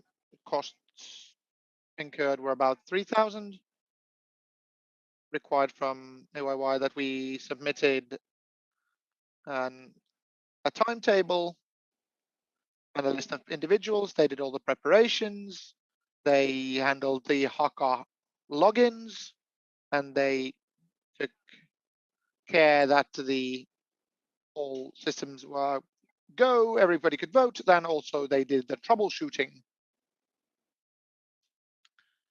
And we got this result, which was submitted to the CEC and the checkup revotes. As a comparison to 2019, when we were using this huge original system, which might actually upkeep ourselves, it required about 7 months of personal resources. We started preparation in June, actually in May. We had 3 months of work to get the system up and running, followed by the IT manager at the time needed to also do support work. Actually need people to also operate it. And so we took a large risk with Petteri being the only support person actually knowledgeable. Also, what has been discussed in addition to the votes, talk about prioritizing the open source code. The Representative Council discussed also that we must prioritize open source systems because our policy paper states that we need to do so. Our policy paper has 3.8 about information society, which states that in public systems we should prioritize on systems that are open sourced, and it must be important that mandatory systems are open source. But it also states that, well, this policy paper states that what the union feels on issues, and we can have a policy on issues that AYYE doesn't take a stand on. So this has 2 parts: one about the Aalto community, one about society. The societal impacts, discussing outside parties, for example, city decisions, legislation decisions. And on this issue, we have this information society, which has dimensions on open source systems and the mandates we want to affect. And in the policy paper, we have actually this listed requirements. And a policy paper is meant to support our advocacy work. I would see that the lines concerning these is something that we focus on advocacy, not something that should follow our own strategic decision. We are actually, last year we have joined EFFI, and the Electronic Frontier Finland, which is an NGO which advocates these issues. But the reality is that our system does not actually state anything about this. We're bringing this up for the discussion here. And then update our IT policy. Then the item at hand, actually, talking about IT policy, the point is to talk about priorities and policies. The first being that allocating our resources. First of which will be specifying our resources and focusing on the IT policy. We propose for outsourcing of the IT support. I got comments about outsourcing on Greener Aalto's comment. We discussed, I wasn't sure, was it clear to everybody that outsourcing the support would mean that we will not have IT non-military personnel, but we have an IT specialist in the team. IT activities are not something that's pertaining to AYYE services. And also, of course, we have had these volunteers in terms of non-military service people, which require training.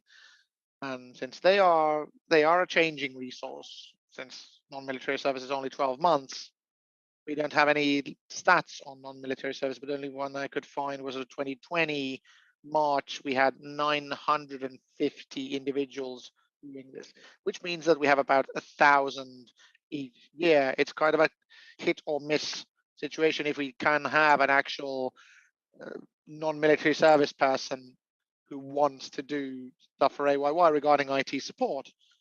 It's kind of a luck of the draw if we can find one right at that time when we happen to need it. We have an individual that applies for non-military service in the metropolitan area and has IT experience. Outsourcing would ensure adequate resources and continuity. We have to be thinking of whether or not we have an idea or a person. The outsourced IT would ensure that they have it. It will also mean professionalism in IT purchases.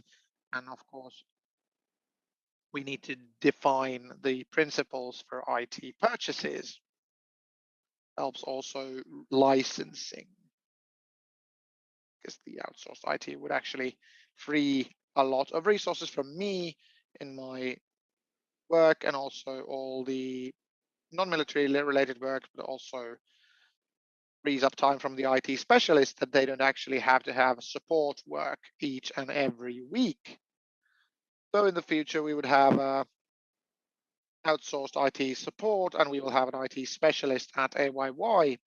What we are discussing now is that outsourcing IT would affect our association services because the non-mil services personnel have done these services. So the decision at hand is that whether or not can we cut down on these association services, or will we move them to the IT specialist and cut down on his other tasks since he only has a few allocations of work hours per week? Or do we increase budget and have more personnel?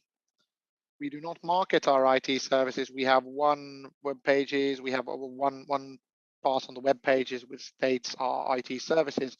But if we state on this service better, we will probably have more people utilizing them, which will of course mean that we will need more resources if we activate and more actively market this service. As a part of our IT policy, we are proposing that we will disband the association IT services. So this is not an AYY specific activity. We have different kinds of service operators than that offer us domain services, etc., for web hotels. And we have lots of free emailing list services. So we are not a unique service provider here. You can get domains cheaply for about the price of what AYY offers. And we are not actually taking any fees for the service. So it's actually not covering any costs.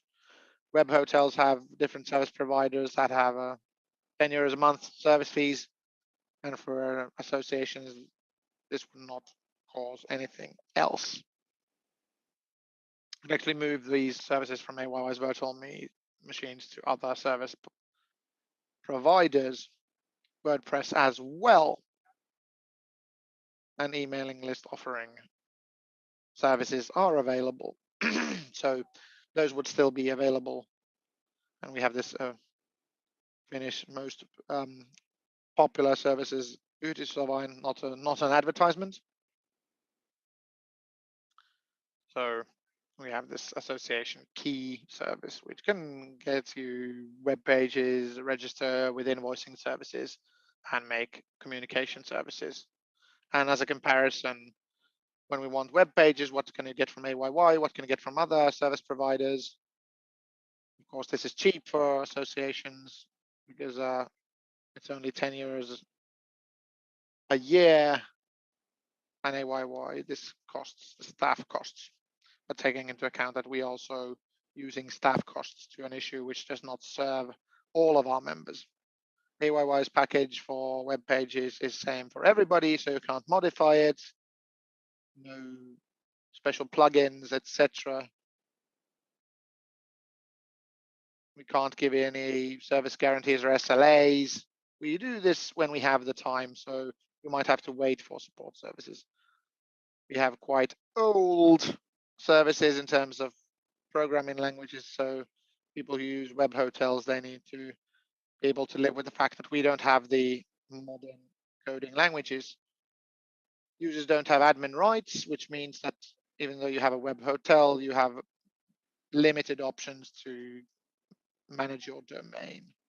With other service providers, getting a domain and a web hotel and a WordPress service is about 85 to 120 euros a year. Much broader services, so no capitulations that AYYE has, and of course modern systems and professional support services. Some SLAs on service levels as well. This would not cost to the student union.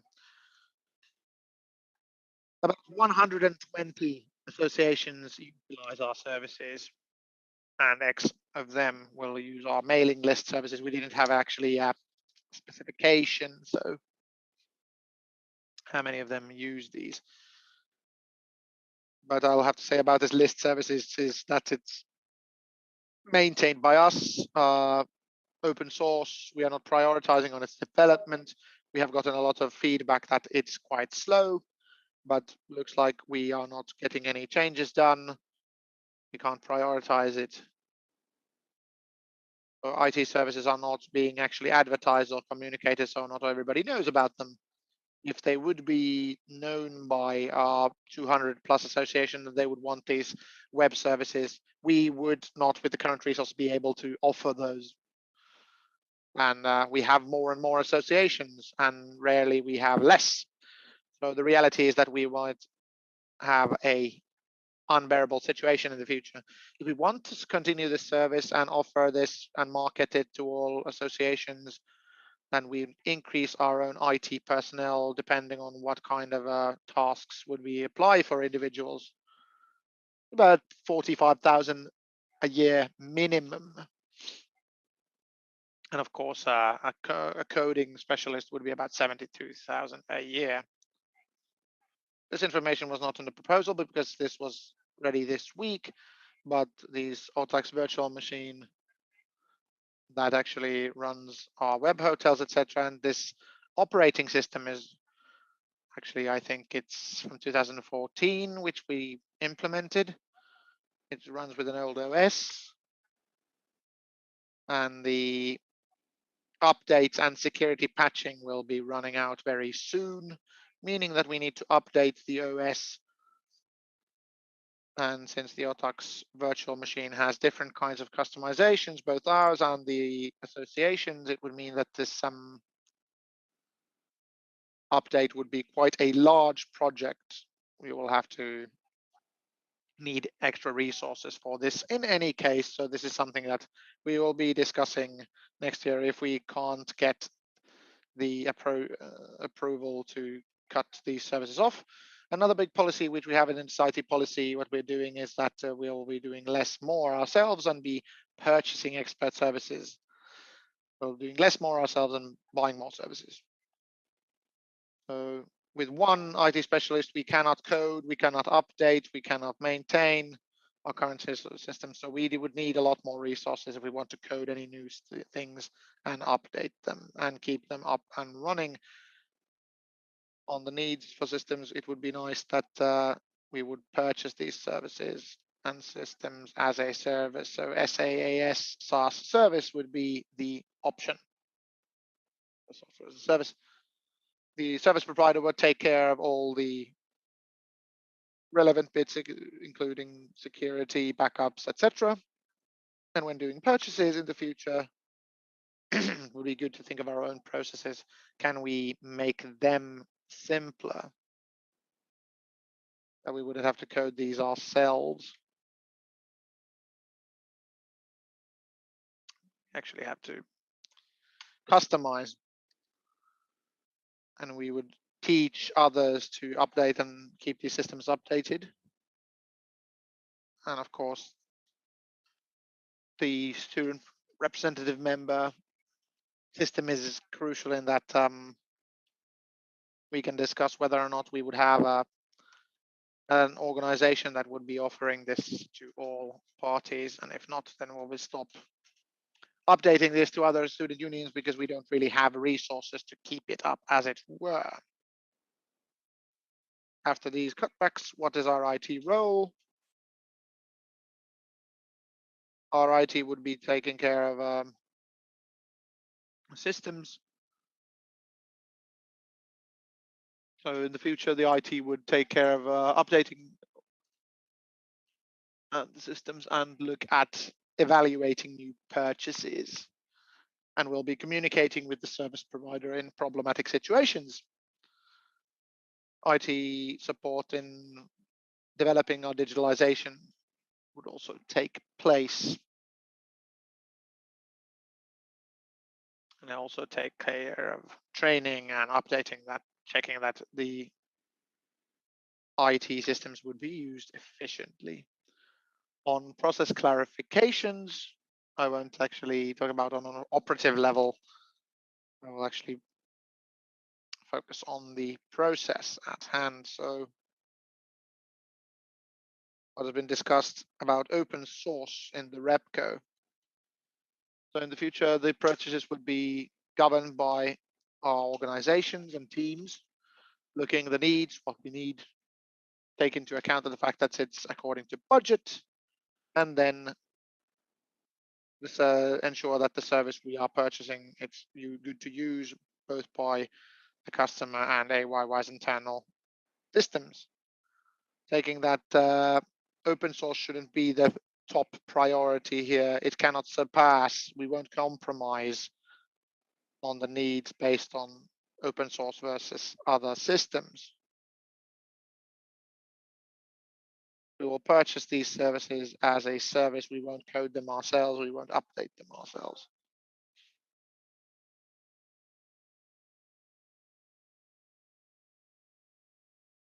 So this is pretty much what has been stated.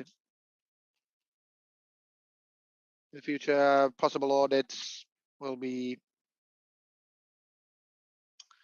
written into the services itself because it makes our everyday a lot harder. I will not go through this summary for the survey. We had about 3 weeks. We had 7 responses, but it's in the material as a point of view when we discussed that we should be utilizing our own volunteers or that have a kind of IT specialists. I may comment that, of course, volunteers may code systems, but our own critical core activities cannot be maintained with volunteers. If the volunteers would be included in this, it's kind of challenging to say who is in charge of problematic situations, who kind of in charge of, for example, security breaches, who carries the ultimate responsibility. But if we have individuals who want to develop our systems, it could be kind of a problematic that who is in charge of what would be prioritized in development needs. Volunteers can develop and should develop our systems, but AYYE will not take responsibility for volunteers' activities or take charge of continuity in this sense. If we have the digital committee, if people want to code something, for example, do something for the community, kind of a joint system, for example, for event signups, by all means, please do this, but AYYE will not take charge of the continuity. On our strategy about extinguishing dumpster fires and prioritizing is that strategy currently is the only guiding document which clearly defines our IT activities. Our resources are quite minimal and our resources are prioritized. And discussing our other services, we have this kind of goal written up here that taking into account, otherwise, sorry, interpreter is a bit behind because that was so fast and Annika is speaking very fast. So the IT resources will be targeted to AYYE member service development. IT will be involved in several different facets, including digital purchases and implementation and development.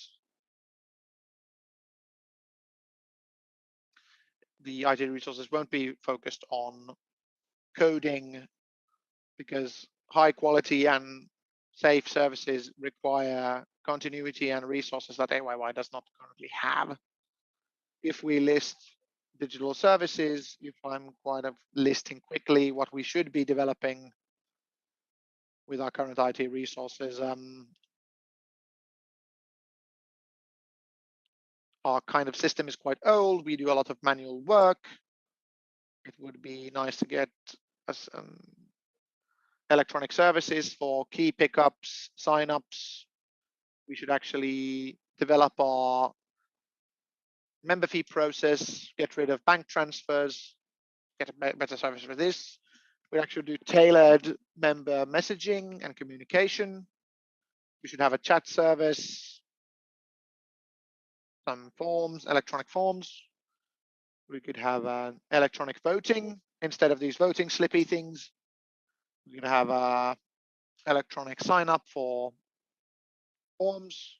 We should have an electronic archive inside of having inside.fee that kind of once again goes down. We should have an electronic sign-up system, and we would have an alumni registry. We also have lots of internal digitalization facets which could be developed if we would have more resources to do so. For example,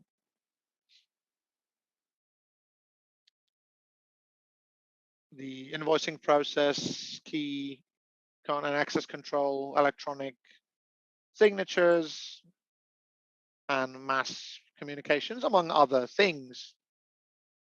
We also have a second strategic goal that AYYE members want to affect the services that Aalto offers on a low threshold. And we can maybe have these digital services here that you could contact us on a low threshold and affect our services. And we could have other queries more often and different kinds of digital services. And we could maybe develop our services as well. This is not in the presentation. I have made some discussions on or points on Greener Aalto's points. This is only in Finnish. I'm trying to be a bit calmer so the interpreters can follow.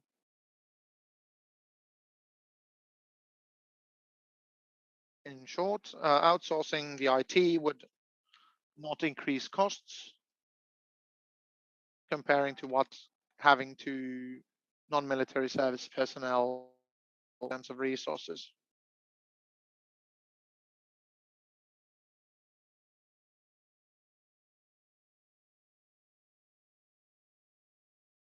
So it's a quite risky to run this. Currently, we are in a situation where our person doing non-military service is quitting next week, and then we are 1.5 months without such a person because we couldn't find one straight away that could start when we have the need. So this means that we have less resources for IT support. Outsourcing frees time for both me and also IT support person, because guiding the non-military service people takes up our time. Normally we do these recruitments every 6 months and we have this introduction. And I also have these administrative responsibilities for these people doing the non-military service and travel expenses. And I'm also applying for the travel costs. Outsourcing the IT support makes the IT support also more professional and efficient, and outsourced the IT support costs about the same as 2 people doing the non-military service, and also these self-made purchases cost money. And why we are talking about the outsourcing here in the red code, it's because the outsourcing would have an impact on the services. And then that would mean that we would have to see what happens to the association services in the future. So the basic template proposal is that, as a side remark for you, what this in practice means. If the association services want to be continued, then that would mean that the IT policy and outsourcing the IT support will go back to preparation. And then we also need to prepare two options. Either we cut down on other services so that the IT experts could take care of the association services, or we need to add resources, which means to increase the budget so that we could recruit new people to the IT team who could take responsibility for the association services, and also make sure that they address the issue of the old user interface, and also that there might be a higher need in the future. Then about the open source code and doing things themselves. Also, the Aalto was talking about this, that the idea would be that all the universities should also be developing their own system and software in the future as well. So this was seen as an important principle. It was also said that we should also in the future continue the practice that AYYE develops systems for the student unions and would also charge other student unions for this. But as a side note, other student unions have not had the interest to develop these kind of systems, so they don't have the willingness these kind of systems, and they have been even preparing for giving up these systems, and the Halloped system has already been given up by some. And the development of the Halloped system was a project which the Aalto was promoting previously. So in 2010, we had a shared project that we should develop a system for the student unions for Halloped recruitments. And then with other student unions, we surveyed the need for this. And to my understanding, a programming house was hired to code this system. And I don't know why, but it was agreed that after the coding is done, then the administration and the maintenance will be moved to AYY's responsibility. So then AYYE is maintaining this for all the student unions. We weren't quite prepared for this, so we didn't have the resources for professional product ownership. So the system has not been developed together, and agreements have not been phrased in a way that the development would be done together. So the agreement isn't including other student unions to share financial burden. And nobody here has been responsible for managing clientship, so that has been only halfway done, even though many other student unions are still also using the system that we are administering, and we don't have resources for guiding the development and doing the necessary maintenance so that the system wouldn't go outdated. And here I would like to also point out that the project started in 2010, or in the beginning of the 2010, and back then the GDPR wasn't taken into consideration because the GDPR only came into force in 2016, and only now we have noticed that the Halloped system doesn't really meet the demands of the GDPR. So now we are like 5 years behind on this, which isn't quite professional.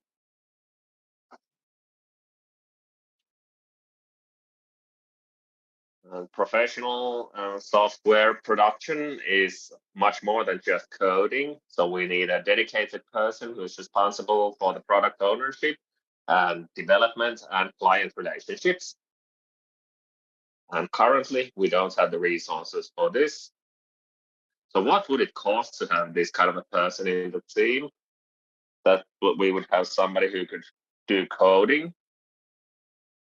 So so we would be looking at 72,000 euros per year would be the minimum cost of a software developer and an IT expert. So 72,000 each. And then it was also asked, like, why don't we have somebody coding these services? So we are not now planning any new services that need coding for new systems or anything that we would be providing to the other student unions. So first we would need to know what kind of new systems we are developing, and how we would target these new personal resources. And if this is something that we would like to advance, then this would need approval from the financial committee. So they first need to evaluate how our budgets and financial situation could cover this kind of recruitments.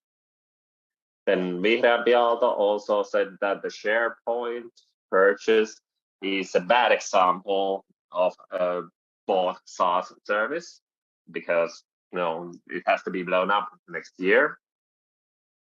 But SharePoint, in fact, is not a SaaS service, but it's part of the Microsoft license.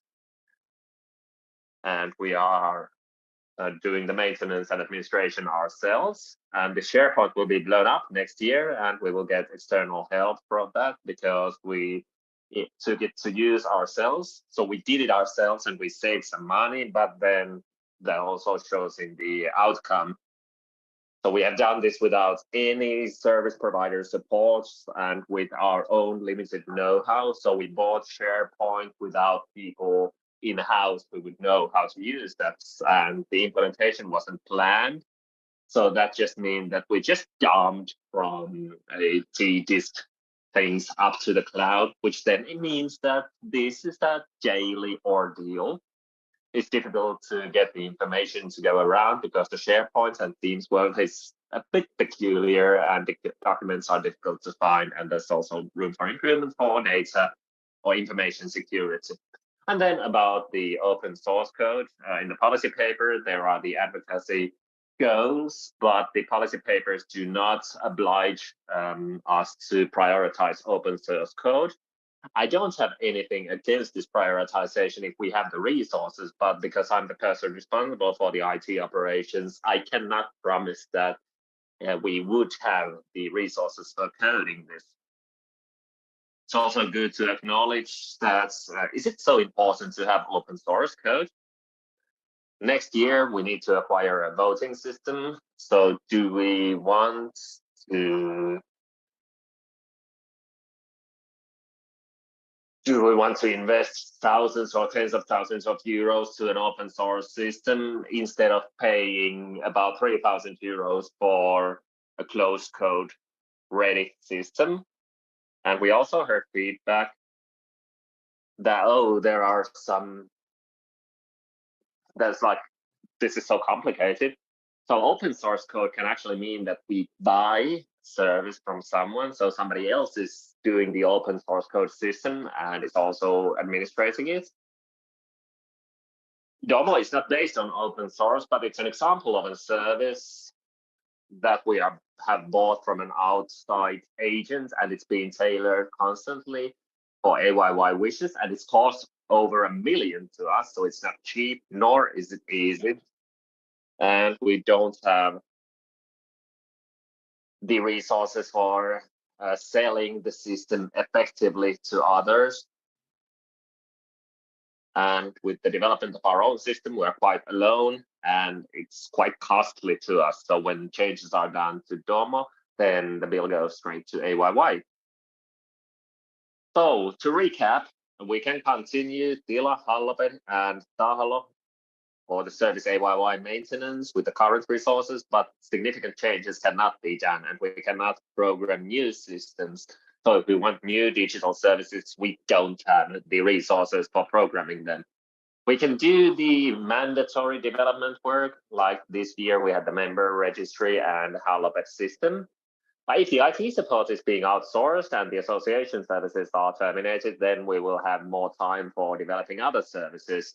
But even then, it's not enough for safely coding our own system. So the ideals about the open source code and doing things together with the community are not realistically doable with current resources. Now, this was a long presentation, but I'm done now.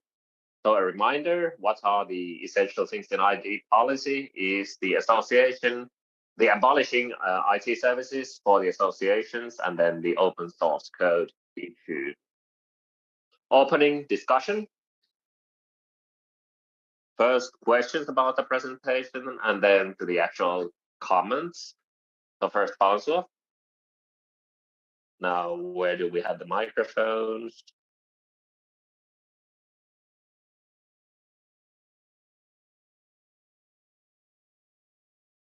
Aloha Vihreä Aalto. Thank you, Annika, for the answers with a short notice. Now, I have a question at the general level because this is a preliminary discussion. Then I think that in the next meeting, we are supposed to be making decisions. So what is it actually that we are deciding on next meeting? Is some kind of a document on IT policy, but what does it actually contain? Is it like word for word something that you had also in this presentation, or what is it that we're supposed to decide on based on this discussion? Well, the policy is supposed to describe the principles for the IT resources and how we prioritize them and what the goal is for them. And we would be describing the purchase processes and the basic principles that we'll be going through today.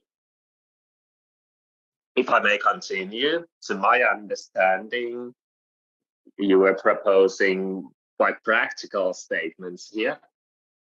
And it sounds more like an implementation strategy than value politics. So are we now trying to find values or do policies and guidelines on how we do things? Well, to my understanding, I feel that we have been talking about values. Like, is it okay that our own IT resources will be prioritized for membership services and member services instead of using our limited resources for associations and other student unions? So that's like also the IT policy. Okay, that's my questions for now.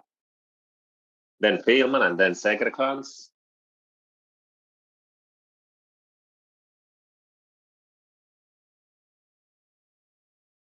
And I would still like to say that, to my understanding, the IC policy will be approved of in the December meeting. So it's 7 weeks from now. By Emil, go ahead. In the previous meeting, I was asking about the 100,000 euros per year for the purchases. And it was said that 70,000 goes to licenses and 30,000 to devices and equipment. So how does it go? Like, what licenses do we buy and what are the devices? Do they all go to the offices or are they also servers, or how does it go? These expenses go to volunteer board members and workers, computers, telephones, and other related equipment. I also forgot the printers. The printers are a big share, have a big share of our budget, IT budget. So we have 3 big printers that are used. Then about the software in the IT budgets. From the top of my head, I don't know all of them, but Microsoft is costing 10,000 euros per year, and a big share is going to our personal database, the Skide app, Zoom license, Adobe licenses.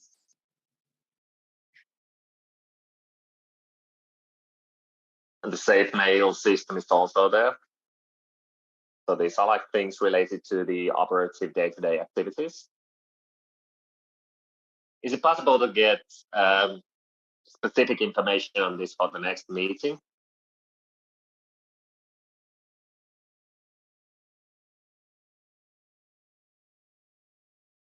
And have you considered the option that all the software and hardware acquisition could be done through Aalto? Yeah, we haven't been talking about the acquisition of hardware or renewing the system of these acquisitions, but with Tommy, we have been talking about how AYYE could get a more affordable deal for these devices or equipment. Currently, we don't have a deal, but we are just buying them from a shop, so it's not that organized. And with the university, we are doing cooperation so that we can get the Microsoft package with university price. So we could do that with the university. But the Adobe and Zoom licenses, with those, we could only save a few thousand euros per year if we would be getting them from the university. previously it was also discussed if the community should be involved in the IT operations and finding know-how from our member base. So maybe this all could be also be in GitHub, these Microsoft and things like that. And in the presentation, other things were also brought up. So has this topic been talked about, like how the community could help the IT support and what sort of know-how the community has to offer you? Well, this hasn't really been discussed. The documentation is on GitHub, and it should be or could be also available for the members about these different services like Tahlo and Halloped, because they are not like business secrets. So they could be shared for comments and for everybody to see as well. But it's a challenging day-to-day workflow. If we have, for example, in our action plan, we have prioritized development projects for our limited resources, then how could we have these volunteers or community activists, like how could they be coordinated to the workflow, and then which suggestions should we take into consideration and how much time we could use for that in relation to other projects. So it would be adding to our workload, but I don't see a general problem by principle on this, having them for open comments. Are we getting money from these other systems? Well, the Halloped system, we have been only charging 2 student unions for that. So we are only getting money from 2 student unions for the Halloped system. And for the Death of Me, I cannot say how much we are getting, but they are individual cents per student union member. So they are quite small amounts. So it doesn't really cover our personal costs. How have we ended up in this kind of situation that we're still doing this maintenance and administrations? People before me have wanted to advance this project. So this Halloped system was finished in 2013. So it has a long history. And Tahlo system was coded in 2014, and the agreements were made also back then. So it's been many years, and there's little documentation on the history why this was deemed reasonable. The next, Krisu.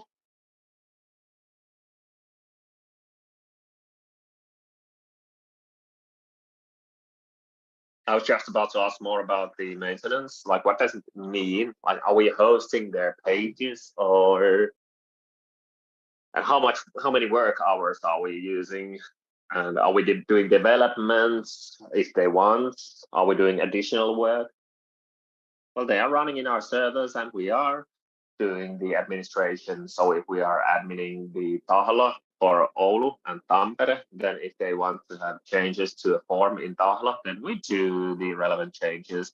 And we have in written agreements promised to do them with the best possible way within the framework of our resources, but we don't have a service guarantee. And then the student unions have their own main users, but the technical administration is done by us.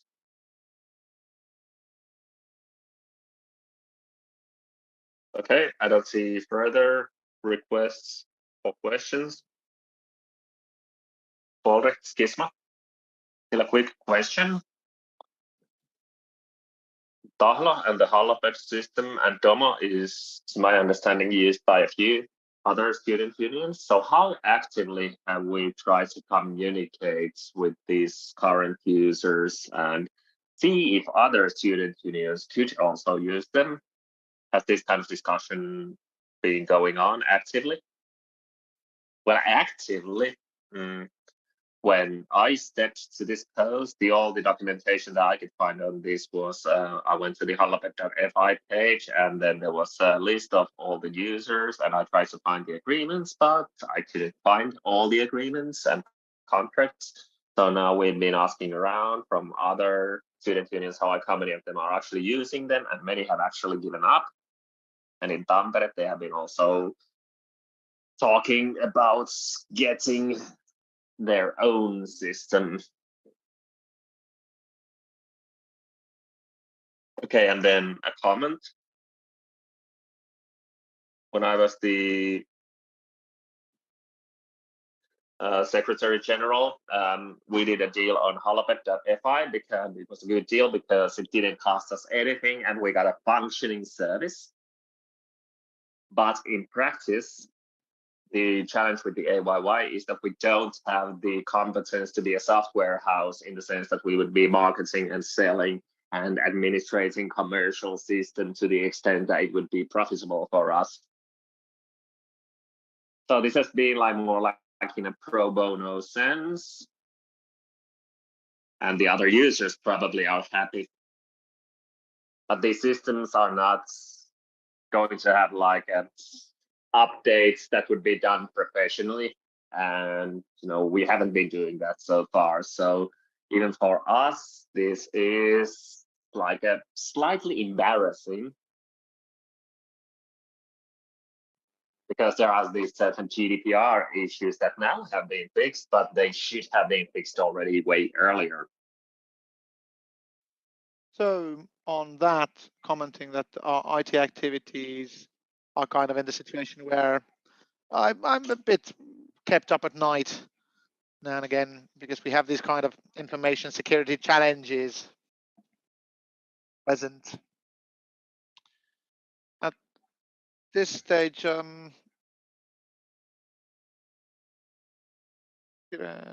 follow swap first and then followed by the other requests for the floor.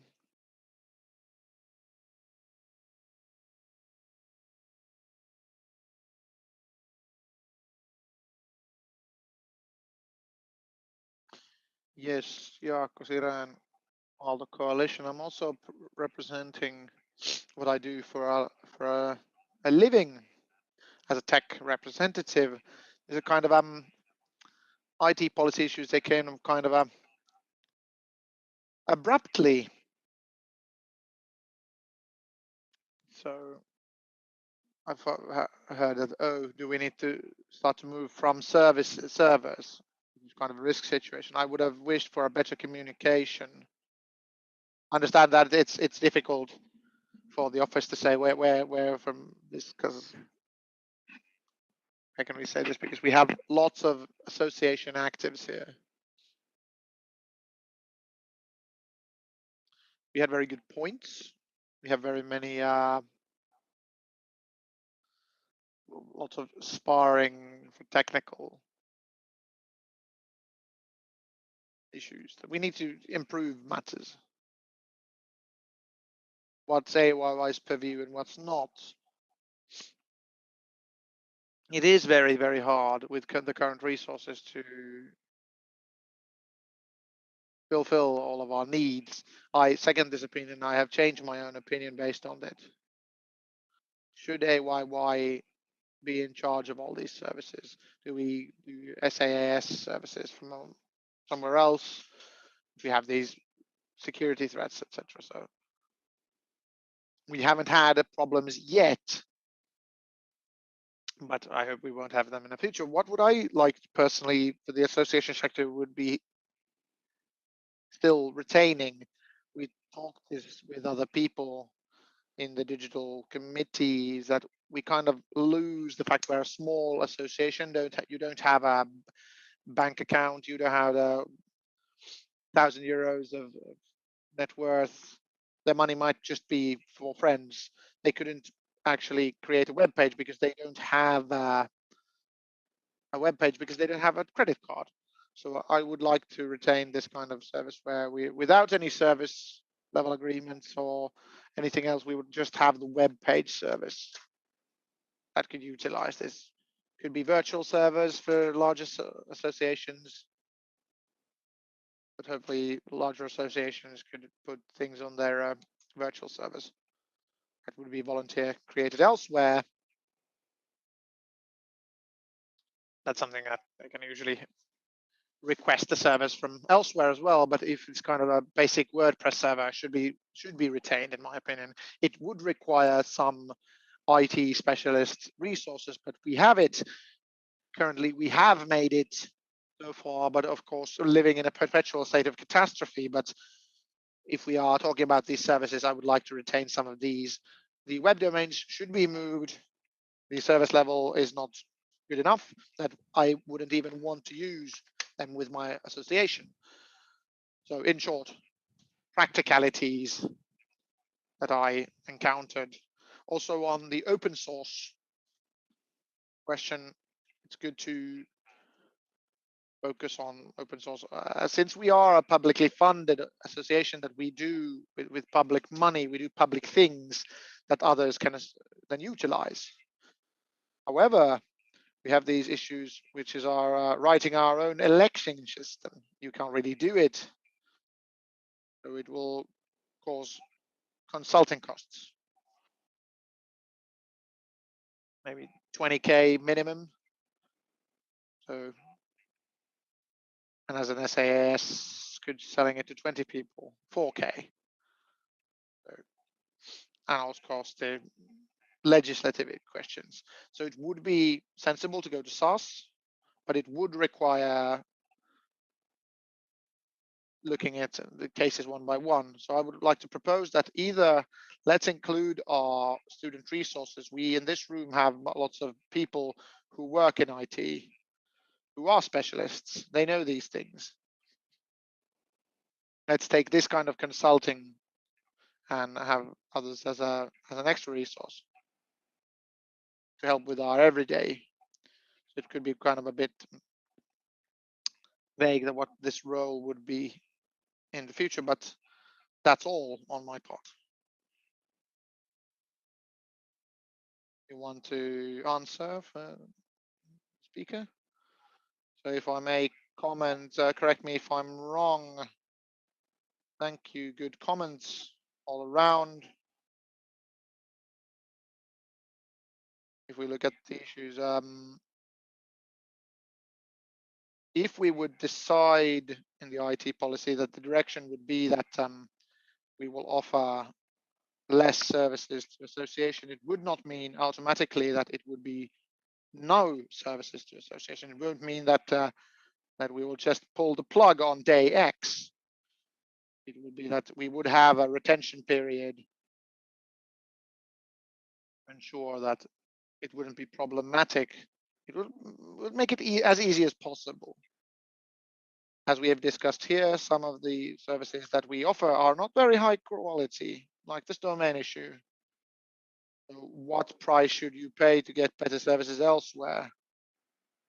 I'm not sure how realistic it would be in terms of budget, but would be if we would say from these services the opportunity to maybe to our IT resources on association level or association grants, maybe we could get more grants to associations that they could buy web hotel services. That would be a higher quality than what we currently offer ourselves. On open source, the discussion has been pertaining to the fact that if we have the opportunity to choose between an open source and a closed source code, and they are about the same price and as good, definitely we will go with the open source option. Will be second. The question is mainly on if we have a closed source that's 3K and an open source which is 30K, then is it worth paying 10 times the price for the open source code at that point?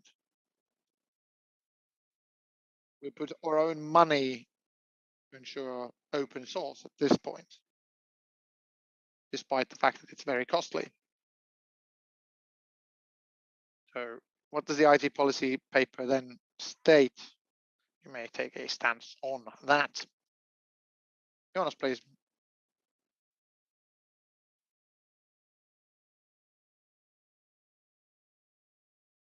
Thank you.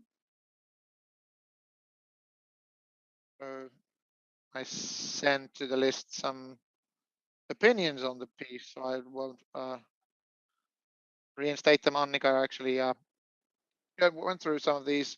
In general, my opinion is that our current slide deck and the policy goes very far in practical details on individual changes that would want to be taken place.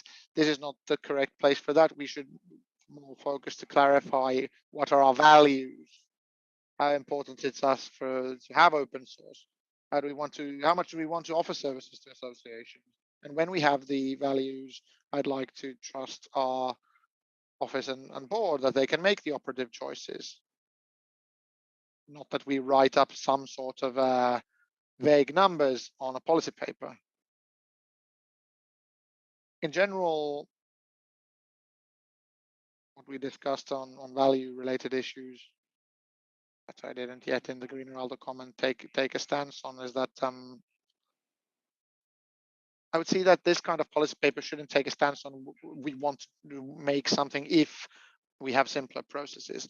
That wouldn't be the place for this kind of policy paper. I definitely think that if we can simplify our other processes, we bring our better digital choices, we should do that. But I don't see how simplifying these processes is actually a part of our IT policy in a sense that, and that when we are recommending to favor SaaS, we have discussed I agree that we have a system that we can't get without SaaS and a closed code, then that's the right thing to do. But in the policy paper, we shouldn't write that we want to have X or Y or Z, but we should actually, in a policy paper, write that we want the perfect solution, the best possible solution we can get to. If it's SaaS, then we'll do it. If it's an outside consultant to manually create us a system, then it's definitely that. Whatever the best solution in pertains to quality and budget is, with the means that we have available and financially sensible, instead of going with let's go always with X. And in addition, what I think that has to do with this policy that's not been mentioned is that we want to focus on open code. If we have a Domo system, what I think we own, even though it's outsourced or bought from the outside, could be then published as open source. We've discussed open source a lot. I don't believe that. I hope that nobody feels that open source code is a bad idea. And if it's within our purview to develop that in society, in our student union, of course, it should be visible in the policy paper. We discussed on how do we want to take part of the community or include it. So bringing open source to the community would be a good thing. And part of our ideological thoughts. Also answer on the practicalities in the sense that if it's an open source code, anybody would just start writing these ideas of improvement. I think it's completely valid that we should have a policy point that we will not focus on them unless they offer solutions. People can offer solutions. We can look at this as a good solution and we can implement it. Now we have a solution and we'll implement it. That's the best part of open source. We might be missing out on some of those. Also, on practical matters on budget, what was mentioned, we have about 100,000. I realized that it looks like a really, really small amount of money for a large IT strategy. 50% is used on printers. So what the hell were we trying to do to build a digital society as a student union? We should resource more on IT in order for us to ensure that we meet our goals that we are set on us. We have lots of great things that I'd want to see. Like, why don't we have voting buttons? We have voting slips. We want to do that, yes, but I'm not kind of convinced that we can get all listed things just by cutting down on digital services to associations. Relying on that, like Siren mentioned,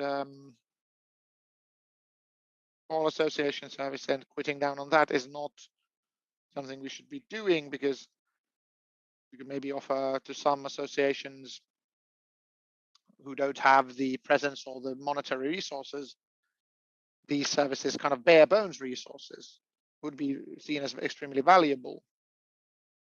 And if it's maybe 2 to 10 hours a week for one IT person's weekly service, I think that is a cost we should be paying.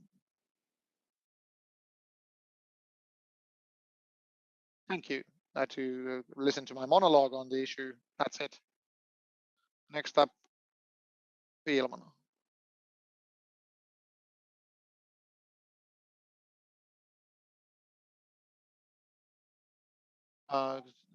Thank Greener Aalto to have these points and questions a priori for.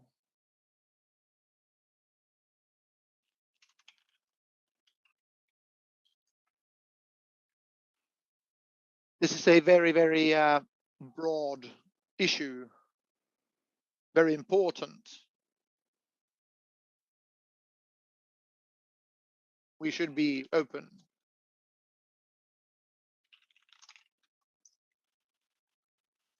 This year, like mentioned, we got this inside done. I see that this is a problem of processes. And when we talk processes, we cannot outsource this as a solution. The problems are with our internal process, and even though we outsource, the problems will not go away. And we'll just be paying more money if somebody else does this for us and just takes some money for it. Could AYYE be doing this easily?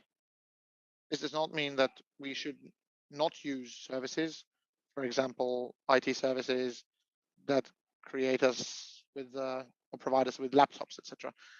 But then the question is not about outsourcing IT, but it's deciding the purchases. Essential it is to note that, as you mentioned, you haven't even looked or thought about the synergy benefits that could actually gain us a lot of good things. In addition, if we outsource our IT, this will cut down on the quality of the services that we have.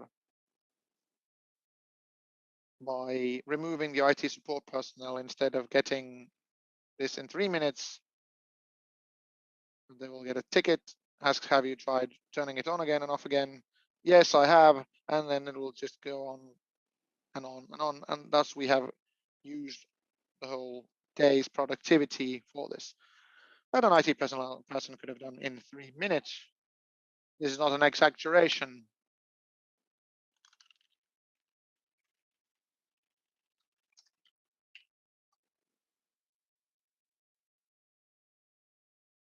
I'm talking about domains, for example.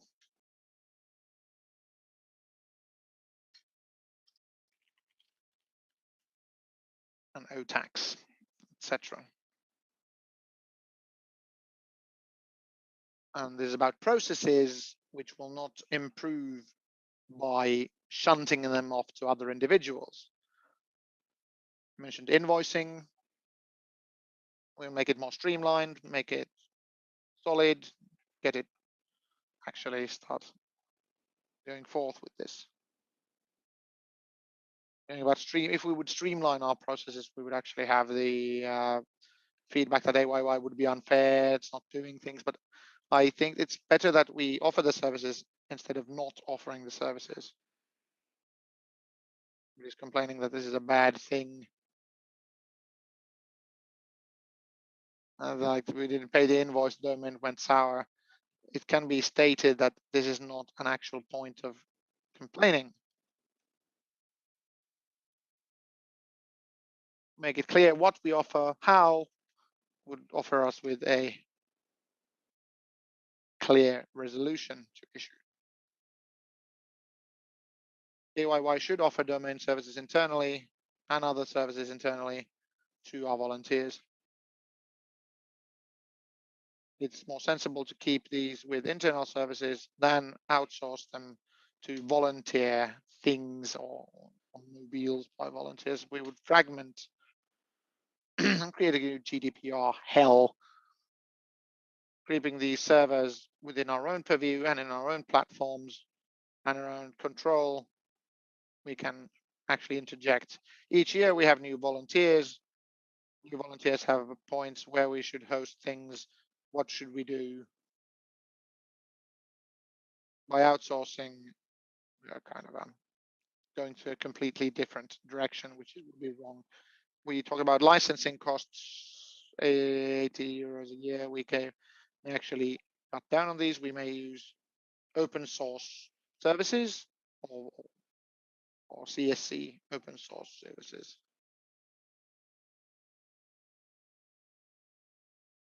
Things that are free. CSC offers Zoom replacements. We have lots of open systems we could host ourselves. Trident could maybe set this up. So we have lots of savings apparent now if we take these and we can move this to the personal resources that are offered. The essential thing is that we shouldn't cut down on services we can't retain. If we cut down on the services, we will not retain them. We will then move to Google, Amazon, or Microsoft. There are thousands of emailing lists that can be sent to members. Prices to this could be quite high. I don't see why move these elsewhere instead of keeping it on our own activities. Also, simple services like emailing lists and upkeeping them is something that we can do currently.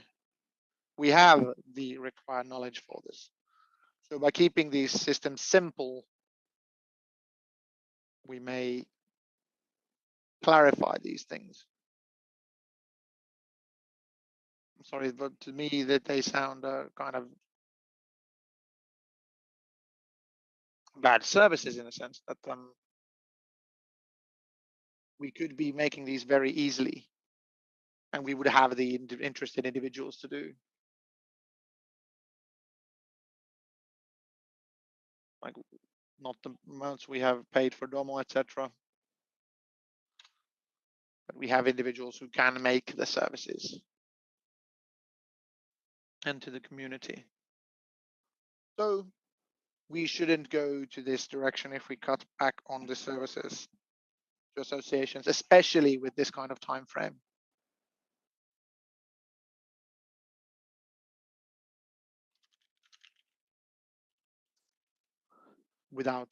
We can't do this without cutting down on our service levels. We should not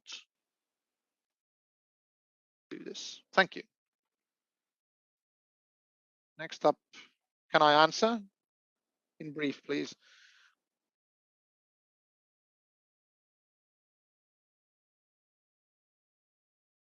Saying that we do this in 3 minutes, etc. So I'd say in our IT support,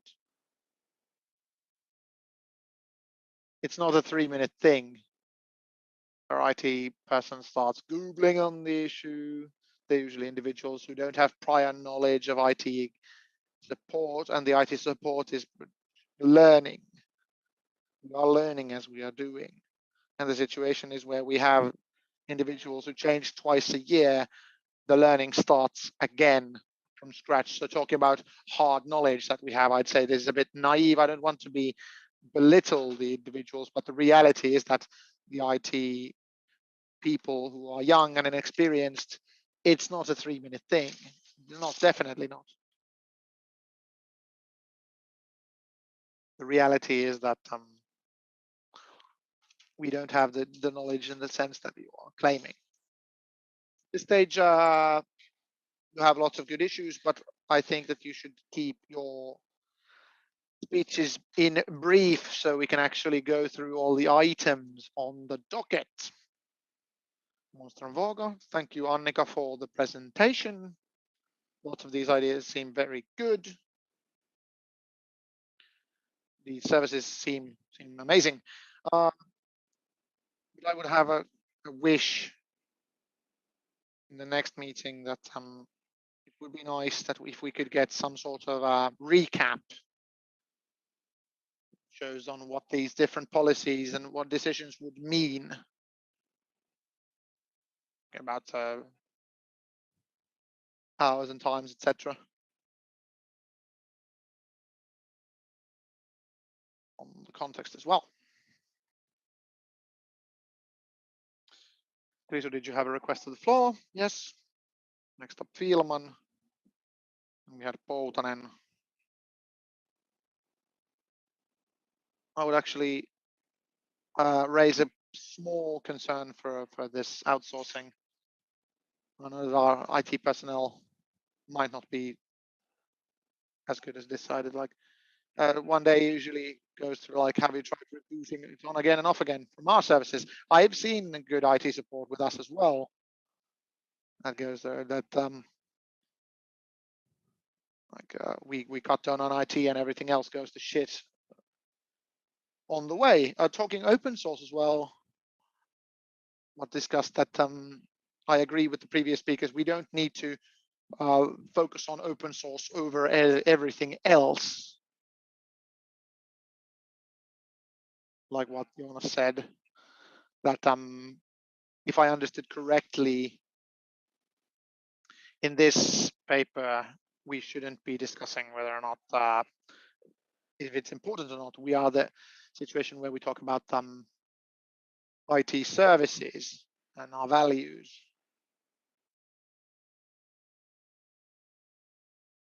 Important, and if it is, how important.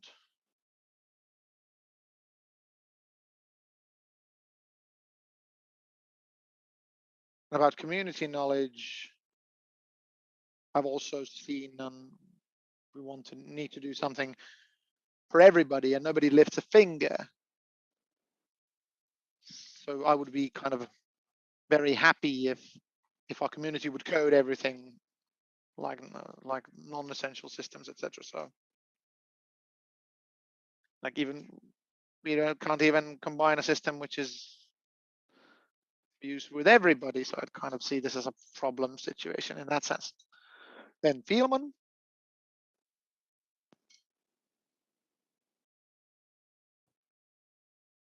Thank you, Chairperson. Fielman Volt. Quick comment on critique on knowledge. I was talking about Trinet and people who are there.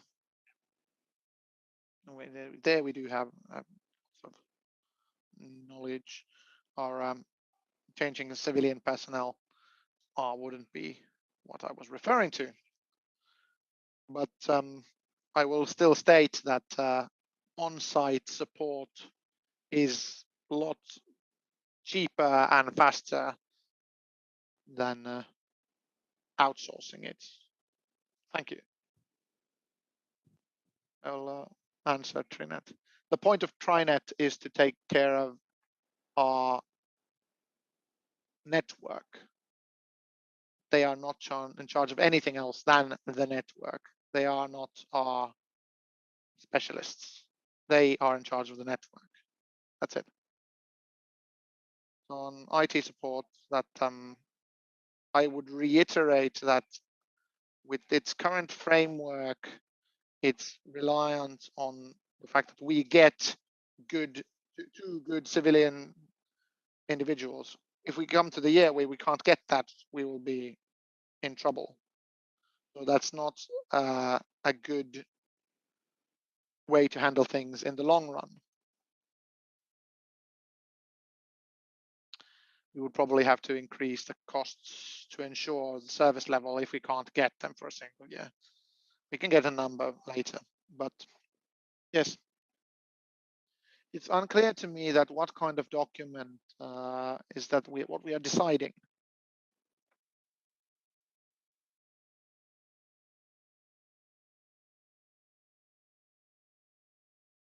Yes, we have the IT policy main principles on what prioritizing will be taking throughout the year.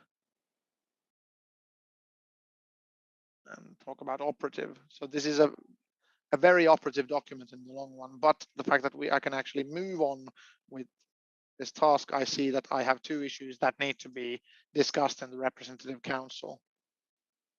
Is it possible to cut down on services and then focus on the problem at hand? Is that we have a mention here that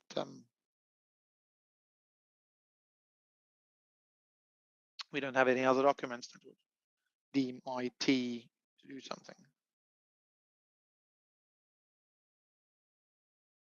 We have a would like to get a version of this.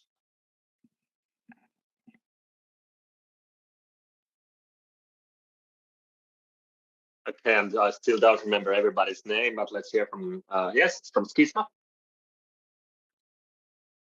Järvinen from Skisma.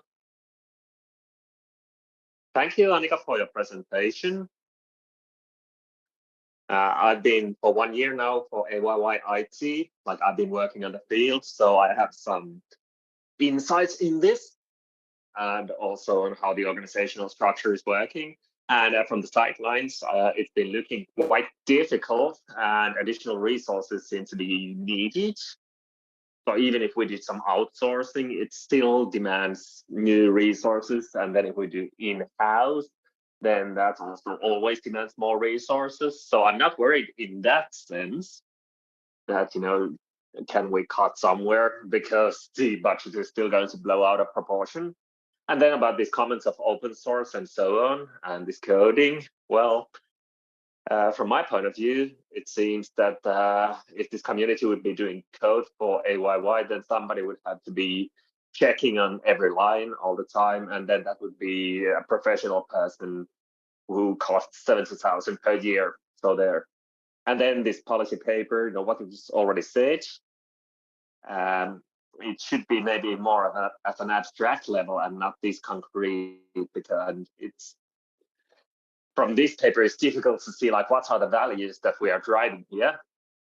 So maybe we should like take one step further away from like the mundane day-to-day concrete things. Then from Filman, and then Palosua. Filman, Valtti.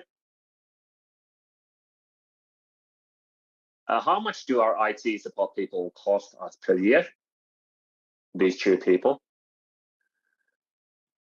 It's interesting to make an estimation because we also have hidden expenses. But big expenses, for example, come from accommodation of these people, like we pay for their accommodation or give them accommodation. But I've been doing calculations which go up to around 14,000 per person.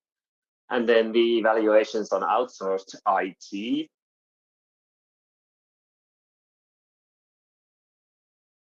that would be close. That would be like 30,000 euros per year. But then if we acknowledge our own IT support and that we are doing our equipment costs ourselves, so our non-military service people and equipment costs cost the same as outsourced IT support and equipment. So currently we are also paying a lot of extra compared to what price we would be paying for equipment through outsourced IT and their contracts.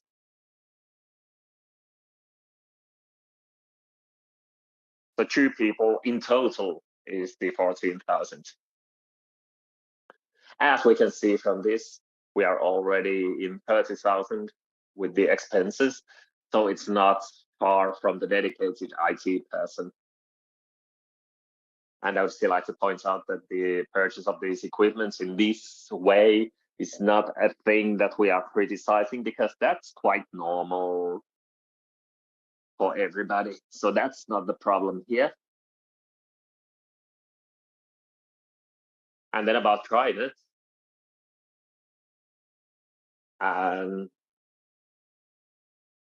there are other things than just web services that they are providing to AYYE. And then Palosua, and while he's speaking, let's have the last request for floor so that we can get a break at some point.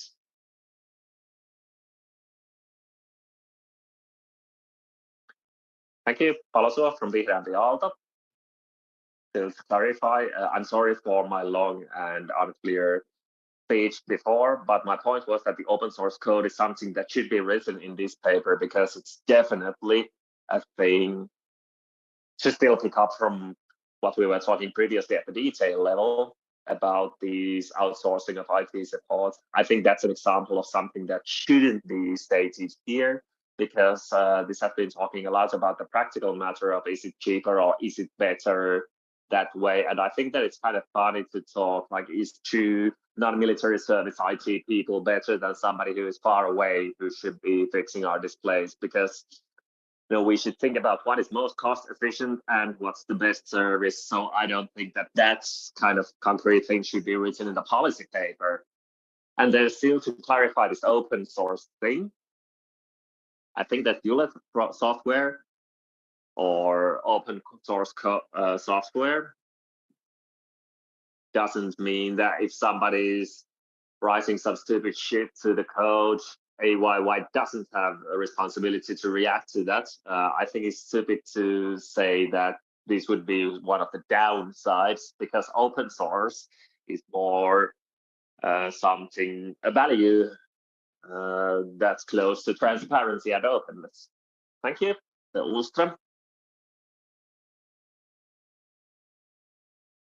Ulström from Volga. IT services are in a terrible shape, which is unfortunate. If it was okay, we would all be smiling and all would be fine and dandy. But the important thing is that IT services would be of high quality, and it would be done as long as we have resources. And we would only do it as much as we have resources for. We cannot here make any detailed decisions on whether or not we will outsource. Do we use SaaS? Should we use non-military people? This is all case by case. Hopefully you can still work on this and then come up with a good final result. IT policy is not meant to state that AYYE should outsource IT support, but IT policy will state where we prioritize our limited resources. So it's a tool for saying that somebody has the permission to use their limited time to developing member services instead of giving a lion's share for association services. And the reason why we've been talking about the outsourcing is because it affects the association services. So for that reason, it has been brought up here. And the proposal has been that we are now here talking about getting the approval for canceling or abolishing the association services so that we could prioritize better. And our priority would be developing our member services instead of using resources for producing association services that also have other service providers elsewhere. Thank you. I still know that you have many good comments to say, but I ask that you will tell rest of your points to the repo by email, because the time is ticking and Tulia has been talking for hours on end. So now let's have a break, close discussion and make a decision. So closing item 9, and let's take a break of 10 minutes and continue at 8:33.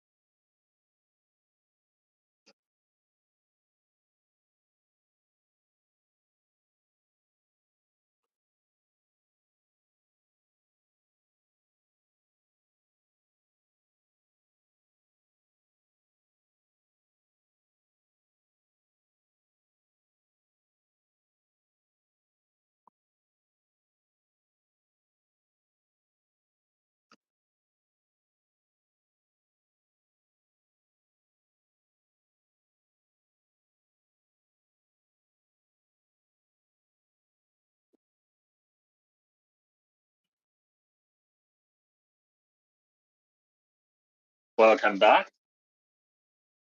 Next, everybody's favorites. So these are these elections. So first, selecting the chair of the REPCO for 2023, according to the Student Union regulation, eligible for the chair or vice chair is any student union member. And the chairperson's term is a calendar year starting from January. We'll have a transfer vote election, which is more in detail described in the regulation section 21. Erik Haltonen has said that he's running a running candidate. Any other proposal or any candidates? Fielman? Fielman is also running for the board, for the chair. So Fielman and Haltonen. Anybody else?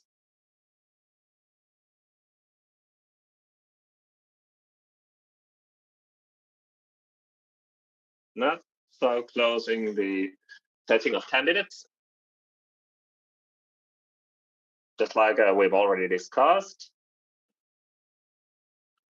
But every candidate can first come here to the front and have about a 3-minute introduction speech, after which the representatives can ask questions from them. And the candidates have 1 minute final speech after the question round. Don't need to use all the time, but that's the time which is allocated to you. So previously I said that we would have 15 minutes for the questions, but now let's cut that to 10 minutes. I don't know how the interpreters are going to work with my play on words. So first 3-minute introductions, then questions, and then 1 minute final speech. And meanwhile, the other candidate needs to step out of the room, and the order of the candidates is random.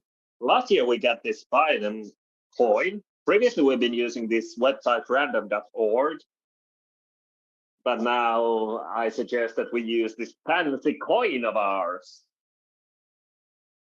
This is our official coin, our official flipping coin. And I'm asking for the councillors of the vote to come up now.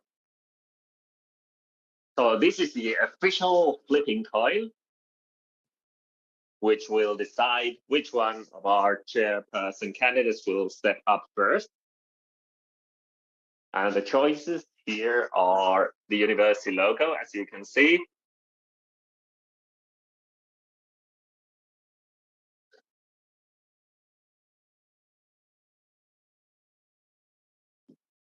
So let's say that Fielman is the university logo, which you cannot see maybe from the stream. And the other candidate is this other side of the coin, which says on. So I will now flip the coin and let it fall on the ground. And after that, you can see who goes first. So Aalto is on and Fielman is the logo. On will start.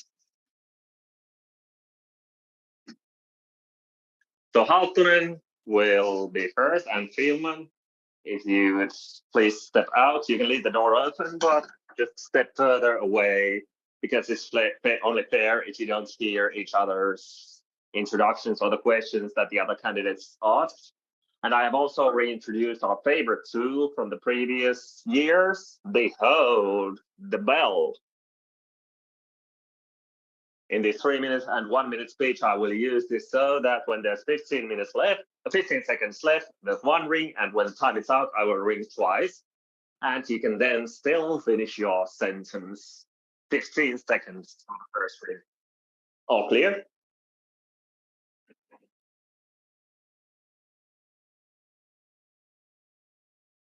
So there's a microphone, and you also had a presentation. Yeah, you can call this whatever you want.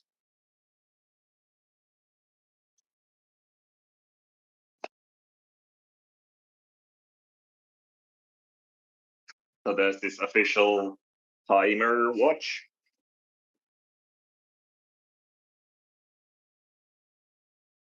So 3 minutes. Please introduce yourself. Hello. It's been a while. My name is Aalto, and I'm running for the chair of the Representative Council for next year. I'm personally a fourth-year financial student from the business school. The presentation is all over the place, but so be it. I'm a fourth-year business student studying economics. I was born in Germany, and I play ice hockey. That's my personal background. Now, I've been working as a volunteer for a long time now, and I've been also working as a chair in different organs and different organizations. For example, in culture section in Aalto. And then let's move on to AYYE. I've been also in a few committees here. I'm in AYYE in Aalto board today, responsible for organizations and new students and council and facilities. So I have quite strong experience on what preparation means and how important it is, especially for fluent decision making. And I've also seen different organizations in AYYE and also the university, even at a national level, and advocacy at a national level. I see myself as a strong facilitator. I've been working as a project manager in Duuri, and from there I have gained experience on what it means to coordinate different sort of things, and what is fluent decision making, what sort of preparation it needs, what kind of communication it needs before and after the meeting, so that everybody is on the same page at the same time.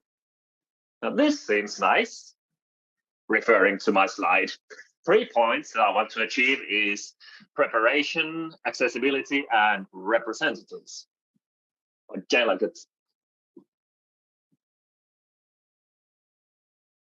Being at the Aalto had a good comment previously. I want to talk, I agree with them that we should have more discussions in the committees with the decision maker also, so that the decision making would be in the meetings more fluent and we wouldn't need to stay up late like we sometimes need to do. And accessibility, interpretation hasn't worked perfectly this year, so it has to be improved. Also, so that we could get more international students here and arts students to come here. So we need more arts people, and then definitely more evening events for delegates and nice get-togethers and places where to meet, because the quorum is often a challenge.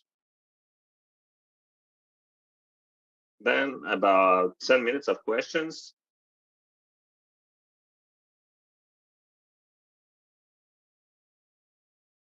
Hopefully our questions are relevant. So just ask for the floor. Polly, please.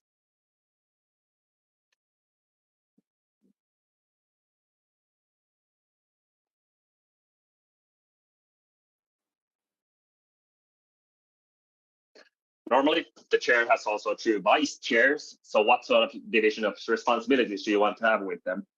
I definitely want to add the responsibility of communication for the vice chairs as well.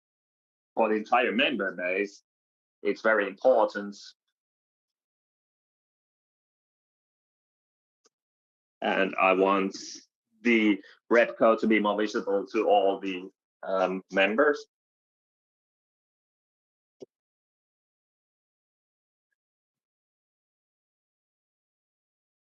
So I also want to make the vice chair's role more important, so that it would be more attached to all operations.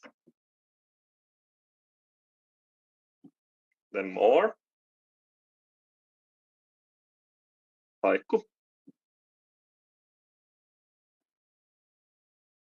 Luova. What do you feel is the solution? Because now for the past few years, there's been a vicious circle of wanting to make decisions and not wanting too long decision meetings and not willing to have meetings every 2 weeks. So what do you think about this? Well, I would pay attention to preparations, bringing things up well in advance. Now, there was a good point about the committee. So when the group chairs meet, then they should already discuss these kind of things so that everybody then would know where we are at when we come to the meeting, so that in the beginning of the meeting we don't need to have these lengthy discussions of 1.5 hours or even 2 hours. So careful preparation, communication for the entire representative council and also to the student union, and that creates more lenient meetings. Any more questions, Astrid?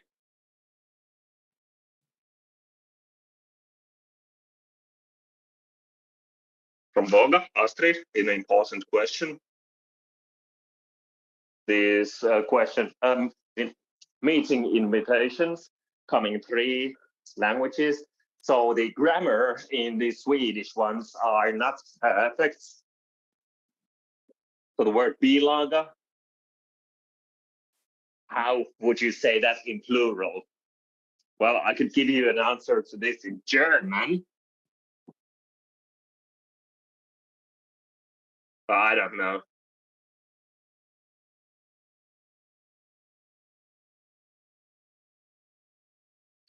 So I'm not that good in Swedish, but I think that I can get translation help from the vice chairs. Other requests on the floor? Fanny? From Vihreä Aalto, Fanny? It's quite interesting now that next year, the RepCo elections, as a chair of the representative council, to do something to make people vote more actively in the RepCo elections and to get people more active? Well, definitely. This year, also with the board, we've been talking with the other student unions about the voting turnover. And for example, in the University of Oulu, they had huge voter turnover or turnout. So we need to take advice from them. Active things to do to make people vote more active, to vote more actively is getting AYYE to get involved. So we need candidates also from them, and therefore we need to make the representative council more appealing to the AYYE students, so that the international students would understand what's going on here. And what I was also emphasizing in my own application, we need to make the representative council and also myself more visible in AYYE, and to make us more visible for the students, because we're doing millions of decisions all the time. So if our representatives or if our students would know better what we are deciding on, I think, like, for example, the sale of time, then, people would really want to pay attention to what their money is doing in the student union. Poltanen?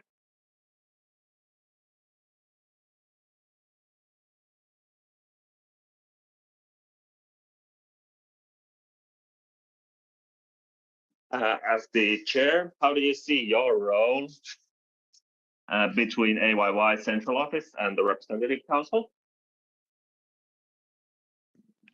So to this, should I take a policy that to ensure that all the legislation is carried out and followed? In my application, I mentioned that I could be in more cooperation with the board, with the office on advocacy and the daily level. This year's morning schools, we've had this situations that it would be good that the chairperson would give comments, especially as the messenger of the RepCo. Of course, regulation interpretations, and I'd like to be in cooperation on the long term with the board and the office, both in preparation and advocacy.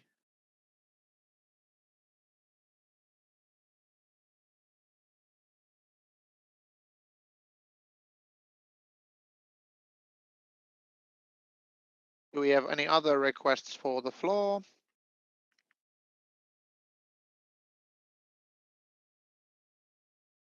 Might be the first time when I've been asked which is the better beer, Sandels versus Alekog.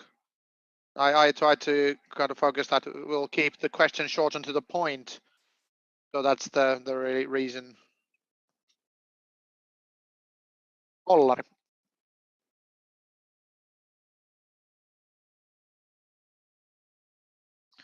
About last year's Repco discussion. Every single candidate promised that the Mikkeli gig will happen. Will you make the same promise? I've been thinking of this many times. I've been to Mikkeli many times, and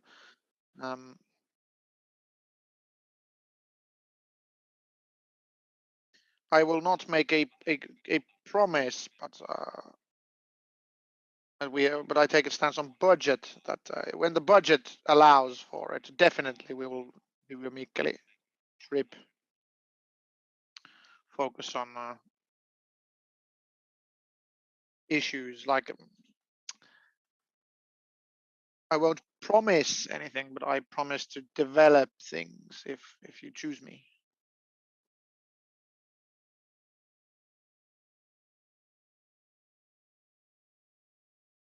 If no other questions will be forthcoming, then we will move to the next phase, which will be 1 minute ending pitch.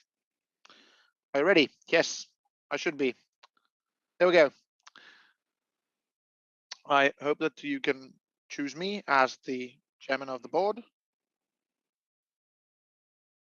because I have a broad experience on chairpersonships in organs of trust, coordination, how do we create good conversation, and how can we increase the image of the Repco. 3 points that I will try to focus on throughout next year, and I will be in contacting both the representative council members and the office, and I think that we will get the best solution for next year. Thank you. Thank you, Eric. That's that for now. Can you ask your next combatant, Emil?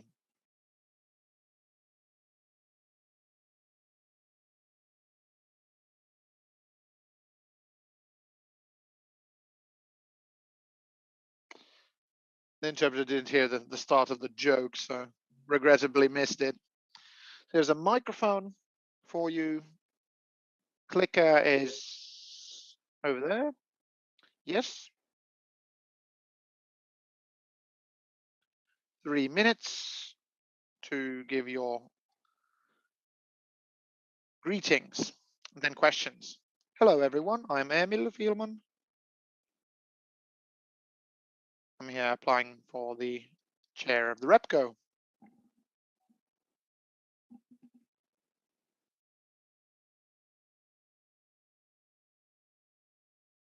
Speaking in English.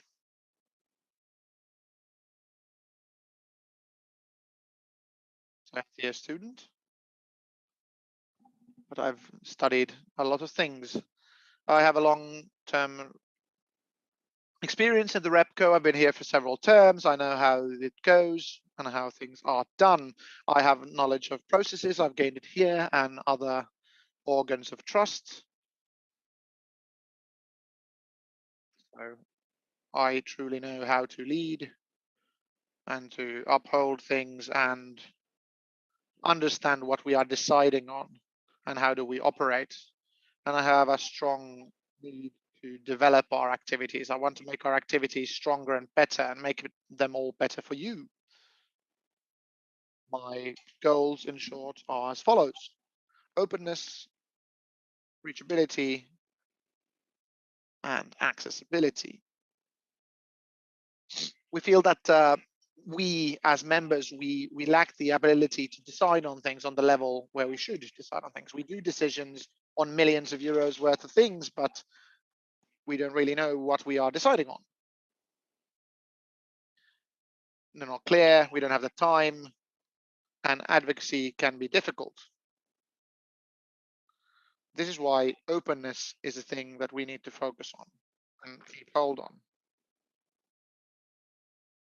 Our members, do they know about the REPCO? Do they know that we can be reached some way?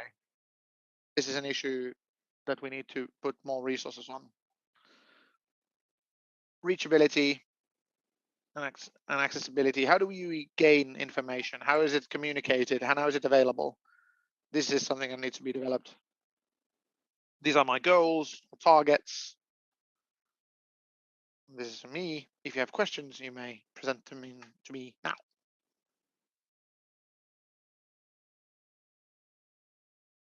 Thank you. Then requests for questions may be presented, starting with Paul. The REPCO chair usually has 2 vice chairs. What kind of work divvying would you do? Of course, we have the traditional, we have these group chair meetings. I'm pretty open to, or really open on their ideas. How do they want to develop their activities? No frameworks or no bars on their creativity. We'll look on what's interesting to them, what needs to be done, and then we choose how we move forward. Other requests for the floor, Fanny, please.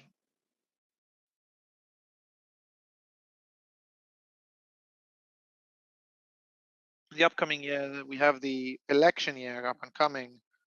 And if you would be the chairperson, how from that spot would you increase voting activity and in general the profile of the REPCO? Because it seems to be kind of a unknown. This is an essential thing. There's no simple solution or simple answer.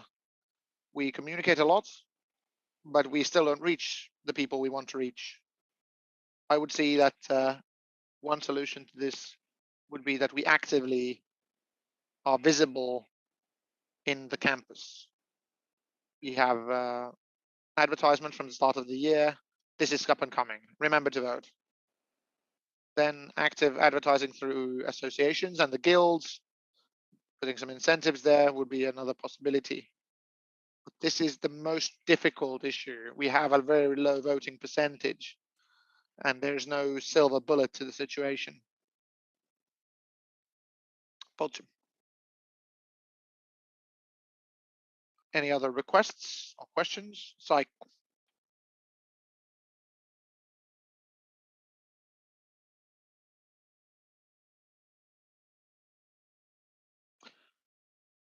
I could ask, for the last few years, we had this kind of paradox that the representative council, we want to decide on more on things, but we don't want to have longer meetings and we don't want to have bi-weekly meetings. How do you solve this conundrum, paradox? Once again, the biggest point we have here is that the solution is that we need to ensure the presentation material arrival. We kind of bug the representative council. It's like, this is coming, come and talk about this. Not so that we get the presentations late or at the start of the meeting. In addition, if we talk about we don't want to have more meetings, but increasing maybe 2 meetings a year, we can do better activities. We don't have these marathon meetings.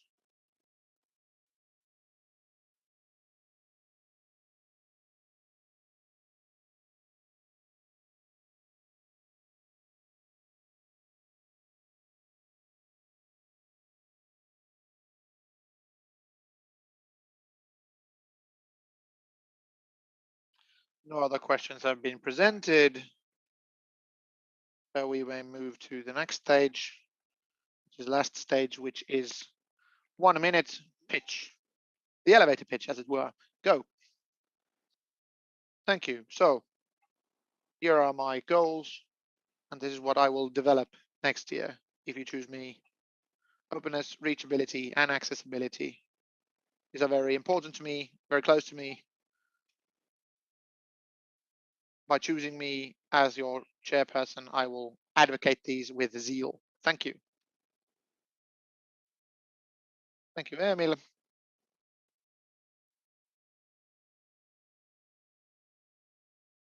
That's our candidates. I have a question for the stream and the interpretation. Do we lose the interpretation if we close the stream?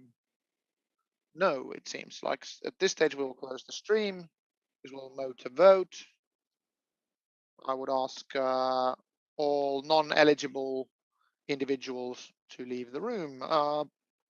Point of order.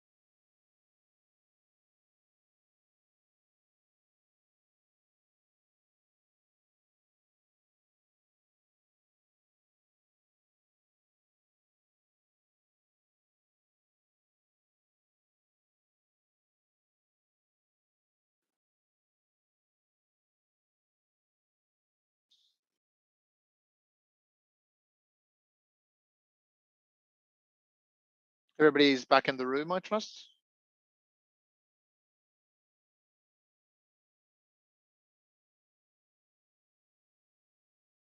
Welcome back. Vote counters, if you please. Thank you. We have now tallied the votes. We have 36 votes given. No discarded votes. Haltonen 28. Spielman 7. Empty 1. With this result, I state that the Representative Council decided to choose for 2023 Chairperson Erik Aaltonen.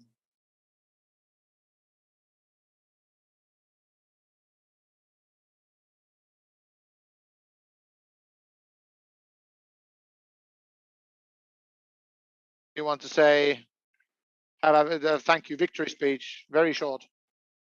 I'll have a very short speech at this stage. We are going past the time. Thank you for your trust. I will be very eager to move the Representative Council forward so that next year we will have good representative councils. I will be working towards that. Thank you. And for also, yes, for the interpreters. The interpreters did hear that. Closing item 10, moving on to item 11, choice of former of the board. According to the regulation of the student union, any student union member is eligible to be a candidate, and the section 26 says the following about the former of the board. The RepCo will select the former of the board just like the chair of the Representative Council. I'm opening the setting of the candidates. Iina Parkkinen and Kaisa Solianto have already registered candidates. Any other suggestions? Anybody else running? You still have time. Now people are looking around. It seems that that's the only candidates that we have. So closing the setting of the candidates. And then we will do just like we did previously. So we will again use this excellent official flipping coin. Council of the vote, please. Let's say that Kaisa Solianto is the on side and Parkkinen will be the AYYE logo.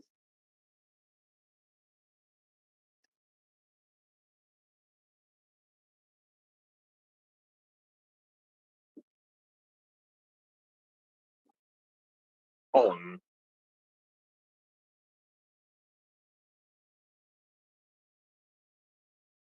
So Kaisa will go first.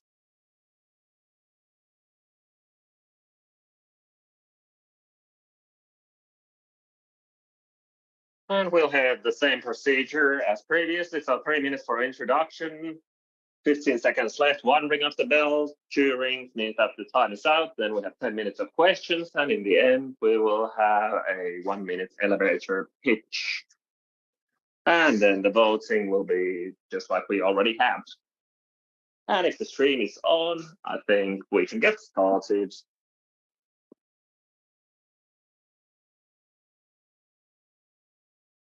And on the table, you can find the microphone.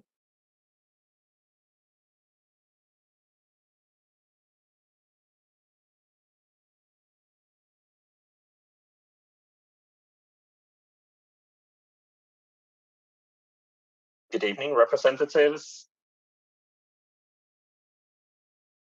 My name is Kaisa Solianto. I'm a 5th year architecture student and 4th year community active.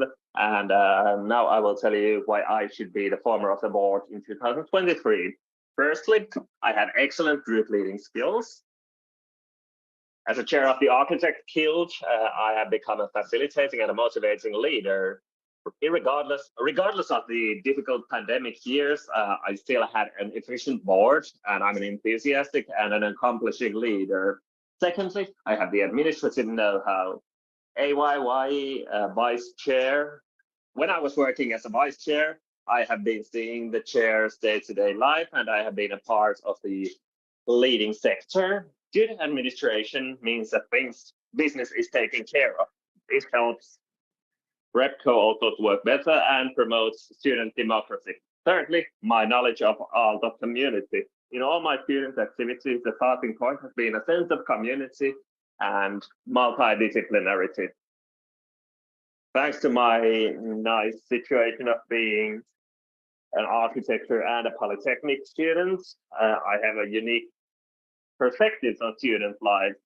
So I have been a vice chair and I've been sitting for 2 years in the Repco. So I have a thorough picture of AYYE activities and I have a clear vision on how to develop it. In order to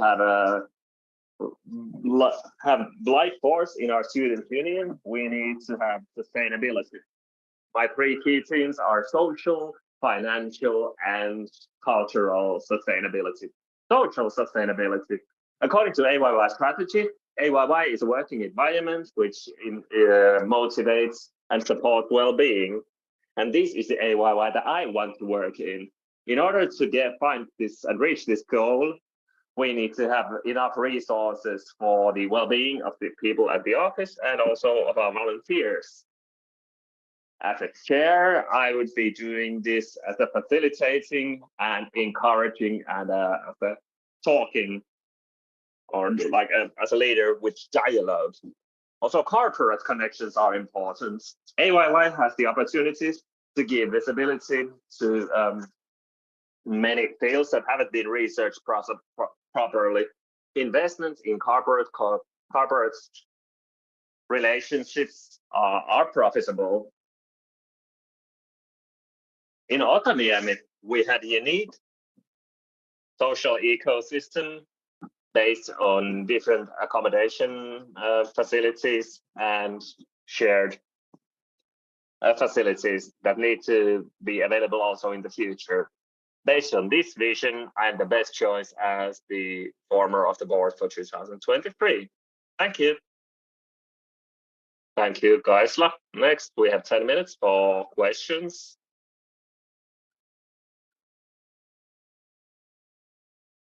So first, Emil, where do we have the second microphone?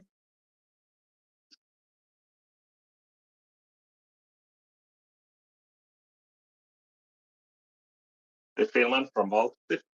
How is transparency shown in AYYE activities under your rule, like the Public Services Act and things like this?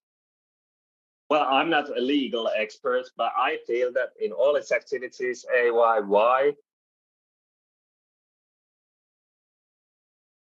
in any situation that doesn't put us to a bad light commercially, I think we should aim at transparency.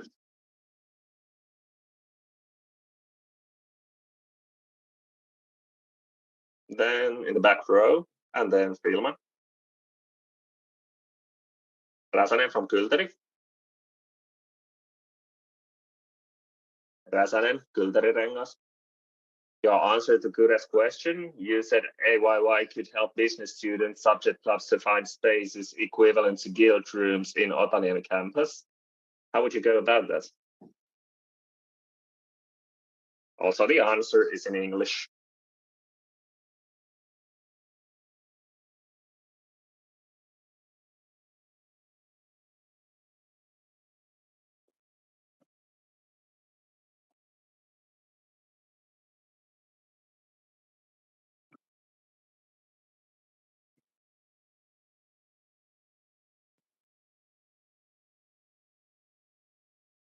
A follow-up question.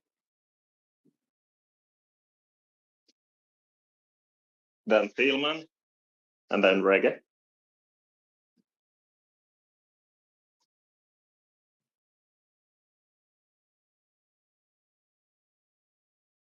Our budget next year, is there something that we can save from?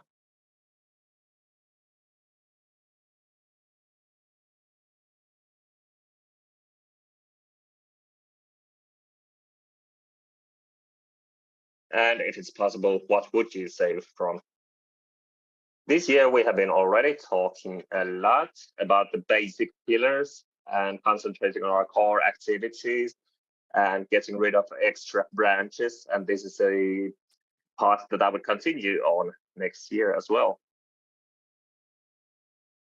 Then Rege, and then Segerkrans, and then Saine, and then that's a Filman. Thank you, Chair. How do you make sure that ecological sustainability will be realized according to AYYE strategy? Thank you. In my applications, I have talked a lot about sustainability, but I didn't mention this ecological view. So in that sense, this is a good question. Thank you for the good question. I think it's very important that when AYYE has carbon neutrality 2030 projects, we would also have the human resources for this so that we would have a sustainability worker for AYYE. Then it was Krisu and then Kimmo.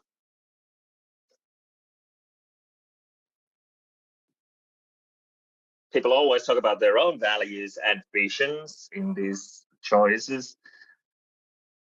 But to my experience, the chair doesn't have that much, like actually this kind of possibilities. But how do you guide the board as a team to make efficient decisions? Thank you.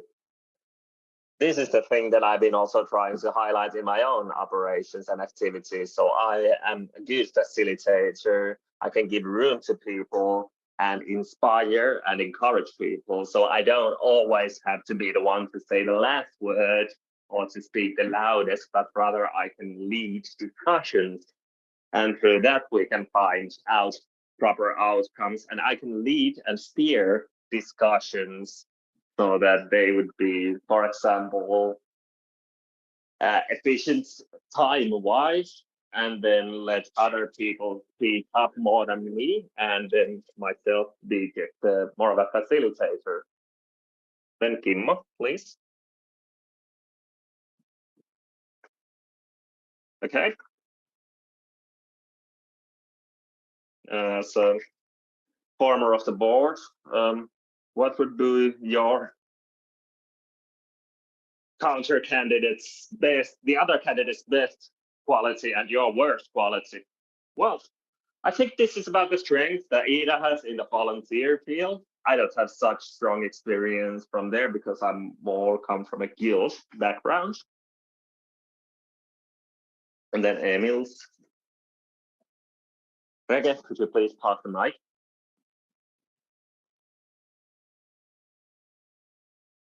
If you have two questions, you can ask them both. Thank you, Chair. Money or ideology? Ideology in the student movement. What is important for you regarding digitality? When it comes to digitalization in AYYE, I think it's important that it serves our purposes and our needs.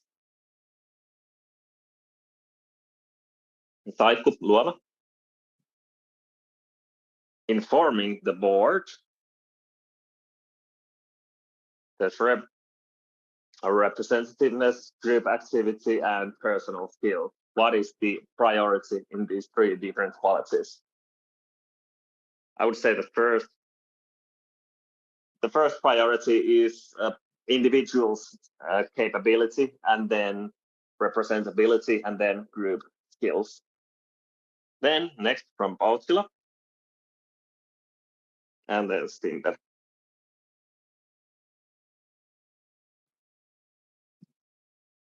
Hello. In your application, you were talking a lot and focusing a lot on Otaniemi and AYYE internal things, but how do you say AYYE's role in the society? Well, I feel that AYYE is doing important advocacy to improve the day-to-day life of students, and I also feel that AYYE, together with the interest groups and stakeholder groups and SYL, and with HYY, we can do a lot of work at the national level together for the better well-being of students. Okay, next from Stinder.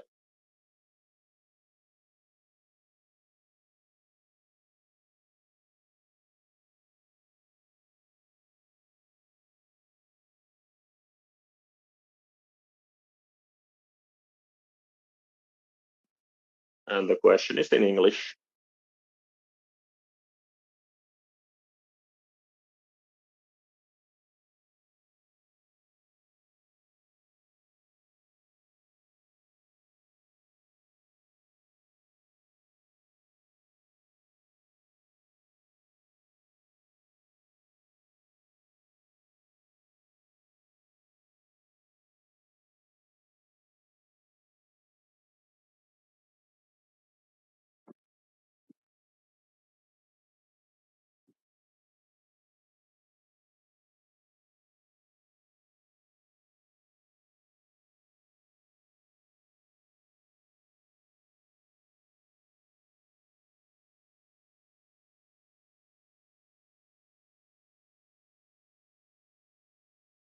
There's Pollari, and unfortunately we don't have time for a question after that.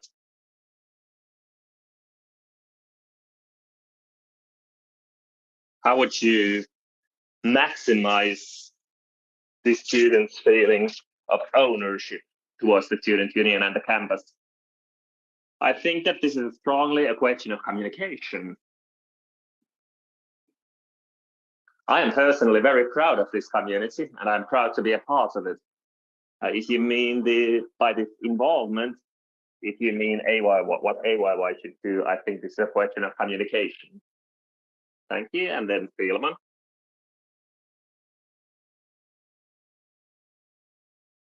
Facts and know-how or ideology. For example, game or vegetarian. What was it? Facts or ideology?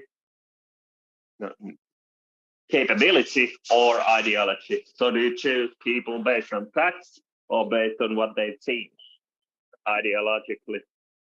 Well, I feel that what people think is part of their know-how, but I will answer facts and know-how. And then Laura, last question is from you.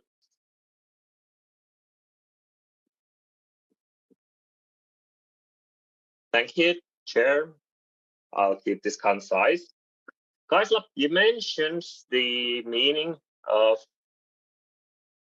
know-how informing the board. That's good. But what sort of know-how do you want to have in your board? So if you are the former of the board, what sort of know-how do you want the board members to have so that it would supplement your own know-how so that the board would be as efficient as you would want it to? As diverse as possible. And when I'm forming the board, I also want to emphasize that people should be able to work in many different ways and also to promote different ways of working. Okay, that's the questions. And then now let's have the last round, meaning the 1-minute elevator pitch. Why you?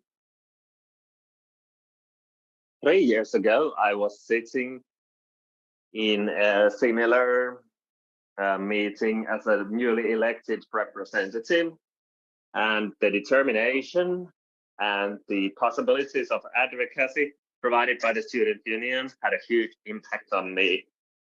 During my community years, I've been organizing events like cruises and city events. I've been building corporate connections and developing administration, and I've also had a beautiful board. And now it's my turn to stand here with the experience that I have gathered. I have excellent group leading skills, administrative know-how, and I know the university. Also, I have a good big picture and good vision on developing the student union. So I'm the best choice as the former of the board 2023. Thank you, Kaisa. That was that. You can now ask Ida to step into the room.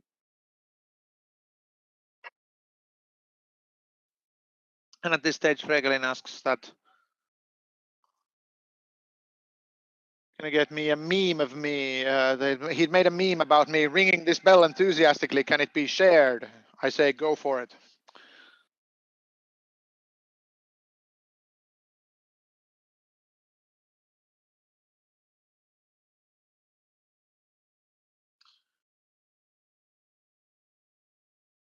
Let's focus on the point. Welcome, Ida.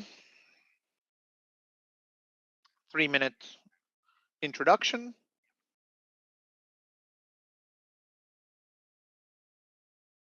And followed by questions. Are you ready? Go. Hello, everyone. Microphone is not on. Let's go from the top. Hello, I'm Ida Parkkinen. 2017 in Cubio, bioinformation, Aalto student. This year I've been in the board in charge of community, volunteers and events. During my Otaniemi years, I've been very active in community, starting from my Incubio guild to AYYE and both on the association field. In addition to this, I managed to develop myself as an advocacy in the Northern Agenda group, the government, where we've discussed themes of sustainability. I also have leadership experience on different kinds of teams and projects. As a leader, I've been told that I am caring, close to the individuals, and also inspiring. Who knows to lift the team members' best qualities out. As a person, I am brave. I can have the difficult conversations in a straight and no nonsense manners. I am such a good former of the board and a candidate because I want to build a good, well-being culture of work and boldly work towards the best student life in the world. This year in the board, my biggest learning was prioritizing. I would like to bring this more into our activities. Throughout the years, our student union has grown, through which our activities have somewhat kind of branched out. And I feel that we should focus on our strategic goals, for example, sustainability. I feel that we need to upgrade and rework our culture of work. We need to recognize our priorities, resources. We need to recognize we have limited resources, and we need to be gracious to ourselves and one another and have mercy on one another. Once we get this done and our goals clarified, we may truly develop our student union to serve all of us and build a sustainable future for our student union. My strong and empathic human skills and human resource skills and my long experience with AYYE creates me a great guy to develop these next year and an excellent choice as former of the board. Thank you. Moving to questions. First off, Emil.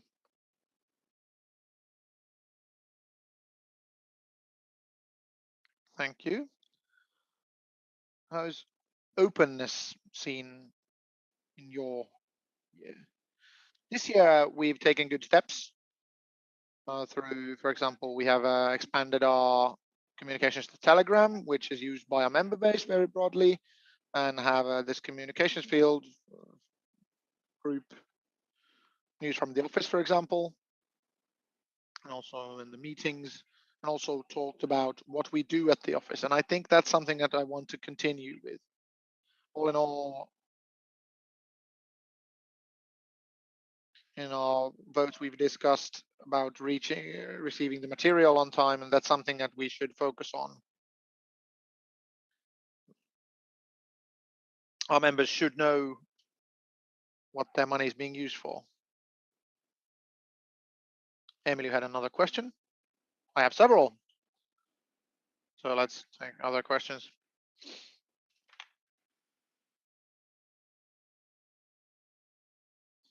These elections are talked about your own values and vision, but based on my experience, the chairperson or former of the board really has little impact on others than how the board is actually doing their jobs. Give some examples on how to facilitate the operations of the board and why would it be good? Hopefully many of you checked the election panel on Tuesday. There I mentioned my 2 points on sustainability and equality. These are values which I would like to be visible as former of the board and chairperson. Equality in the sense that I feel that in the board we need to have a good representation of our student base and our mass of students in Aalto. And also that inside the board all points are valid and everybody gets heard. Sustainability seen by social sustainability. I was talking about earlier, kind of a culture of doing work where everybody feels well. This ties in with sustainability. I'd like to create a culture of work where it's okay to ask for help, if it's okay to say I can't make it, and get support if you need it. And we have Rasanen. I have a more clear question about your Ylderengas. You mentioned that now that KY House has been sold and clubs only have Espila, and I can't see that they would be in. That would be enough. How would you solve this conundrum? In the answer, I actually continued to the student center project. I hope it moves forward on a fast pace.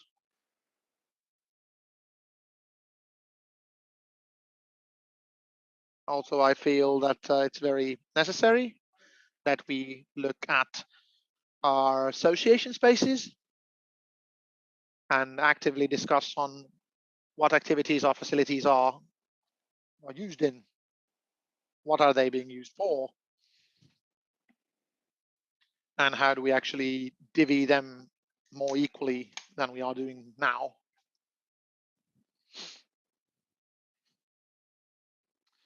Regelin.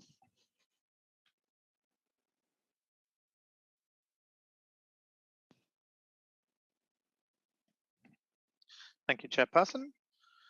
How do you ensure that an ecological sustainability is coming to fruition with AYYE strategy? Well, sustainability has been a big issue. Has been caused a lot of discussion. The first step would be that we should have even a part-time worker working with sustainable development. Of course, we have this year in the board, we've had 2 sustainable development posts, but that in itself supports the work of our board members that we've have people there working on these issues. Also, in my application, I've also discussed on updating the policy paper where we can think of things like this with the REPCO. Should we, for example, move to be completely plants-based in our activities? All things have an impact. Fielman followed by Stimpert.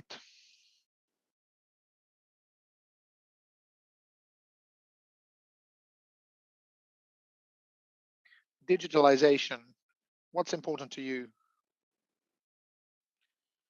Primarily, I feel that our core services to our members work. I think that's kind of the #1 priority. We've also discussed a lot about IT today. All in all, that we can offer our services so that our members feel that they are valuable to them. For example, I've heard that like from our volunteers that when we're trying to gain, for example, web pages, the time frame might be quite long internally. So these issues, they actually work. That is kind of #1 priority. Thank you. Money or ideology? Can you reiterate?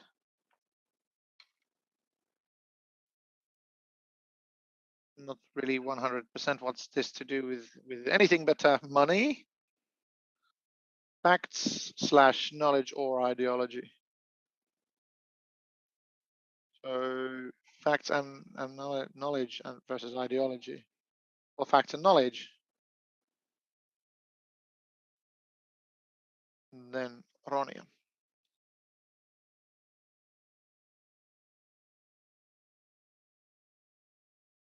Question is in English.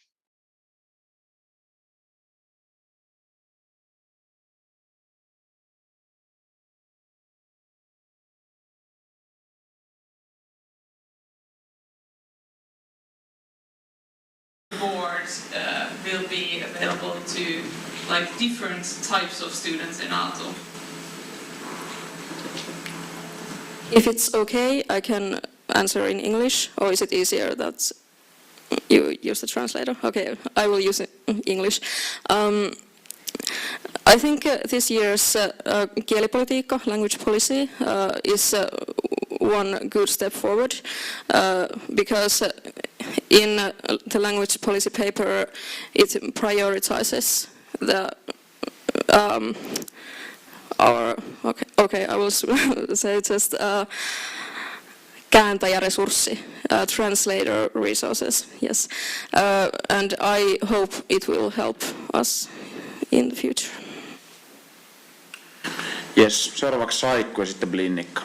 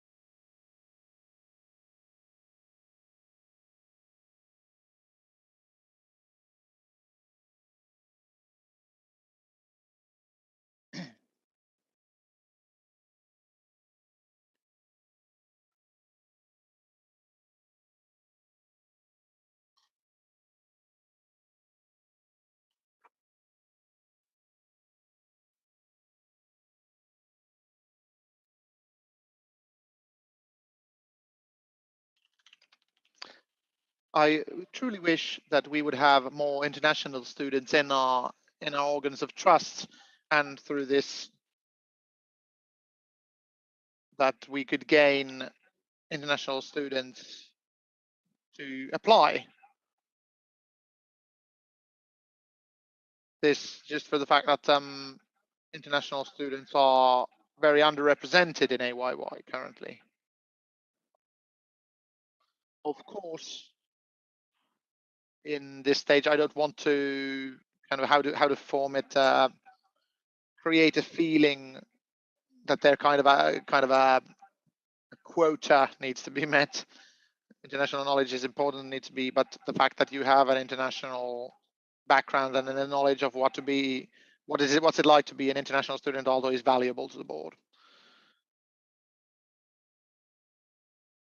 Vesinurmi, and that's all question. What should AYYE cut from in terms of expenses? That's a tough question. So I would say that I would not like to cut anything totally, but I can see that it can kind of do some cheese grating on many parts. For example, my own sector, I can say, I'm talking about trainings. They are a very essential part of our activities. We can get good tutors and good experience for our students. But for example, currently our work time is being used for the fact where we support Aalto on very grassroots level tasks like web page updates support, which is not something that we should be doing for Aalto.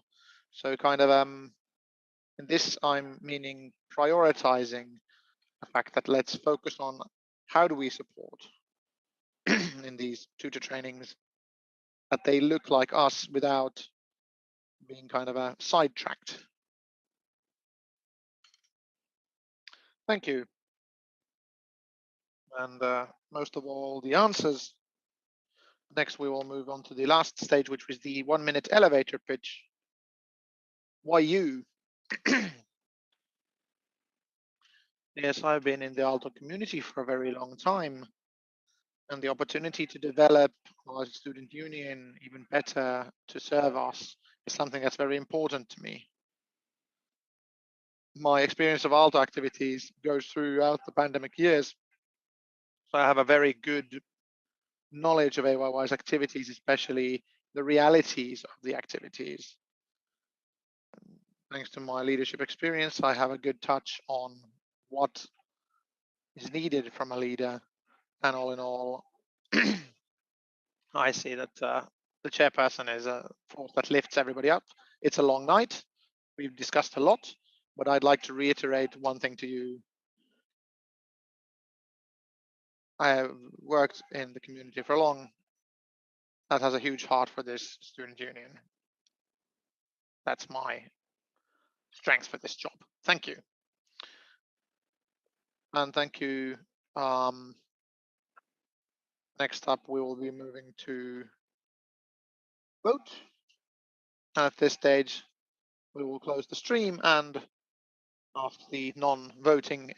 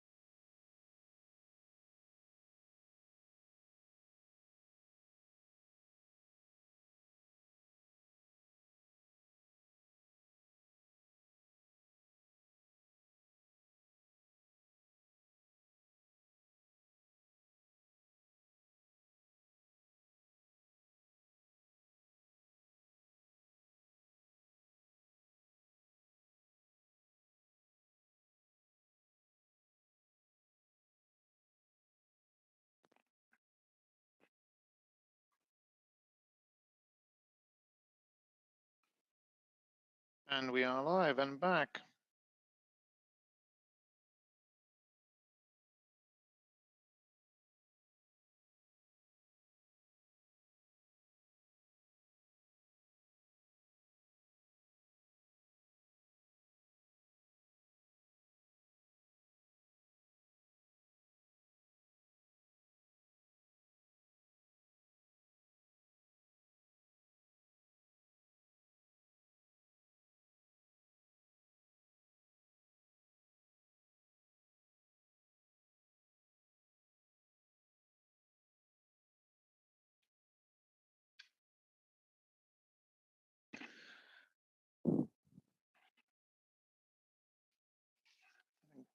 Six hours is the longest meeting I know of.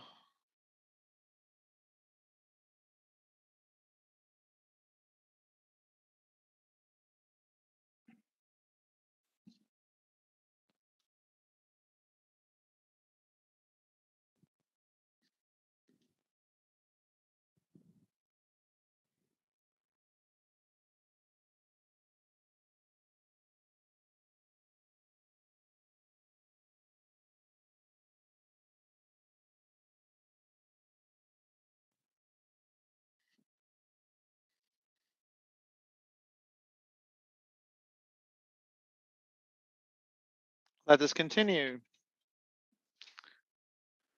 Vote counters, please.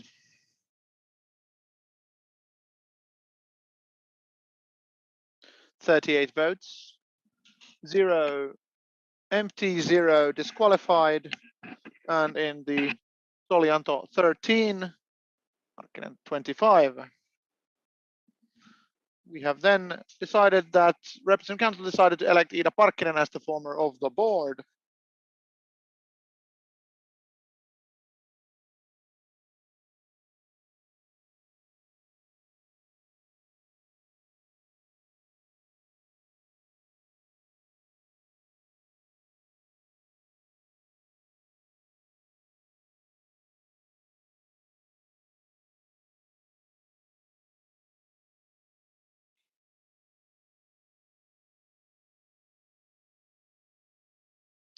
Silence, please.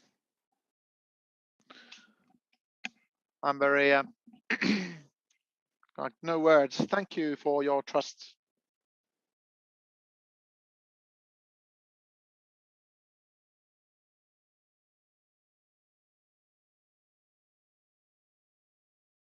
Closing item 11, moving on to item 12, other emerging matters. Opening. You may ask for the floor.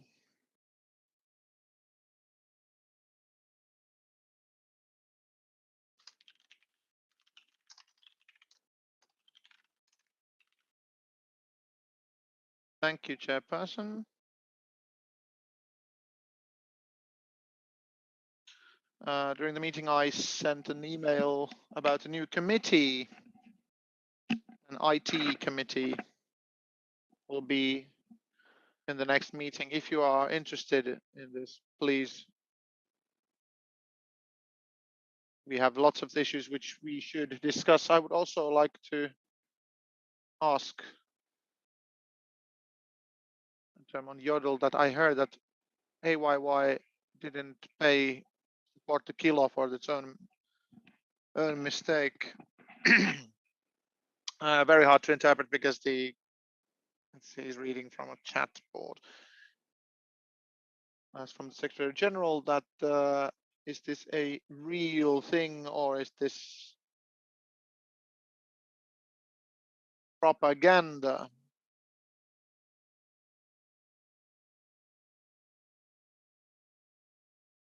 Thank you for the question.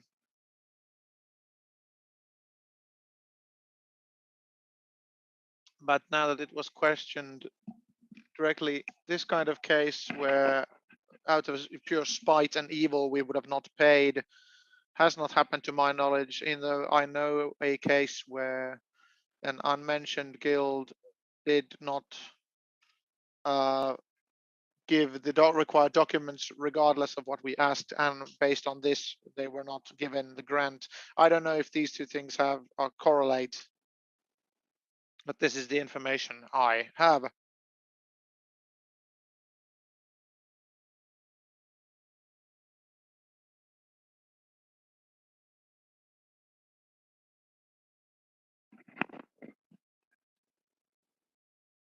As a continuation, I feel that Takiva has interesting things which affects forming our budget. And I've understood that these issues are not necessarily something that we won't want to talk about, but would the members in Takiva, board members in Takiva, they form some sort of solution for the REPCO, so we can actually take this into account when forming the budget, as it were. So hopefully, talking about the real estate sale problems, but currently not something that affects budgeting.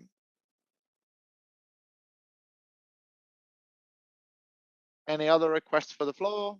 Any other emerging matters? Everybody's getting quite sleepy, I guess. Everybody's kind of moving. No other requests for the floor have been made, so I will get you out of your misery. Closing item 12, moving on to item 13, closing of the meeting. It is 22:25, and I conclude the meeting. 22:26, actually, closing the meeting.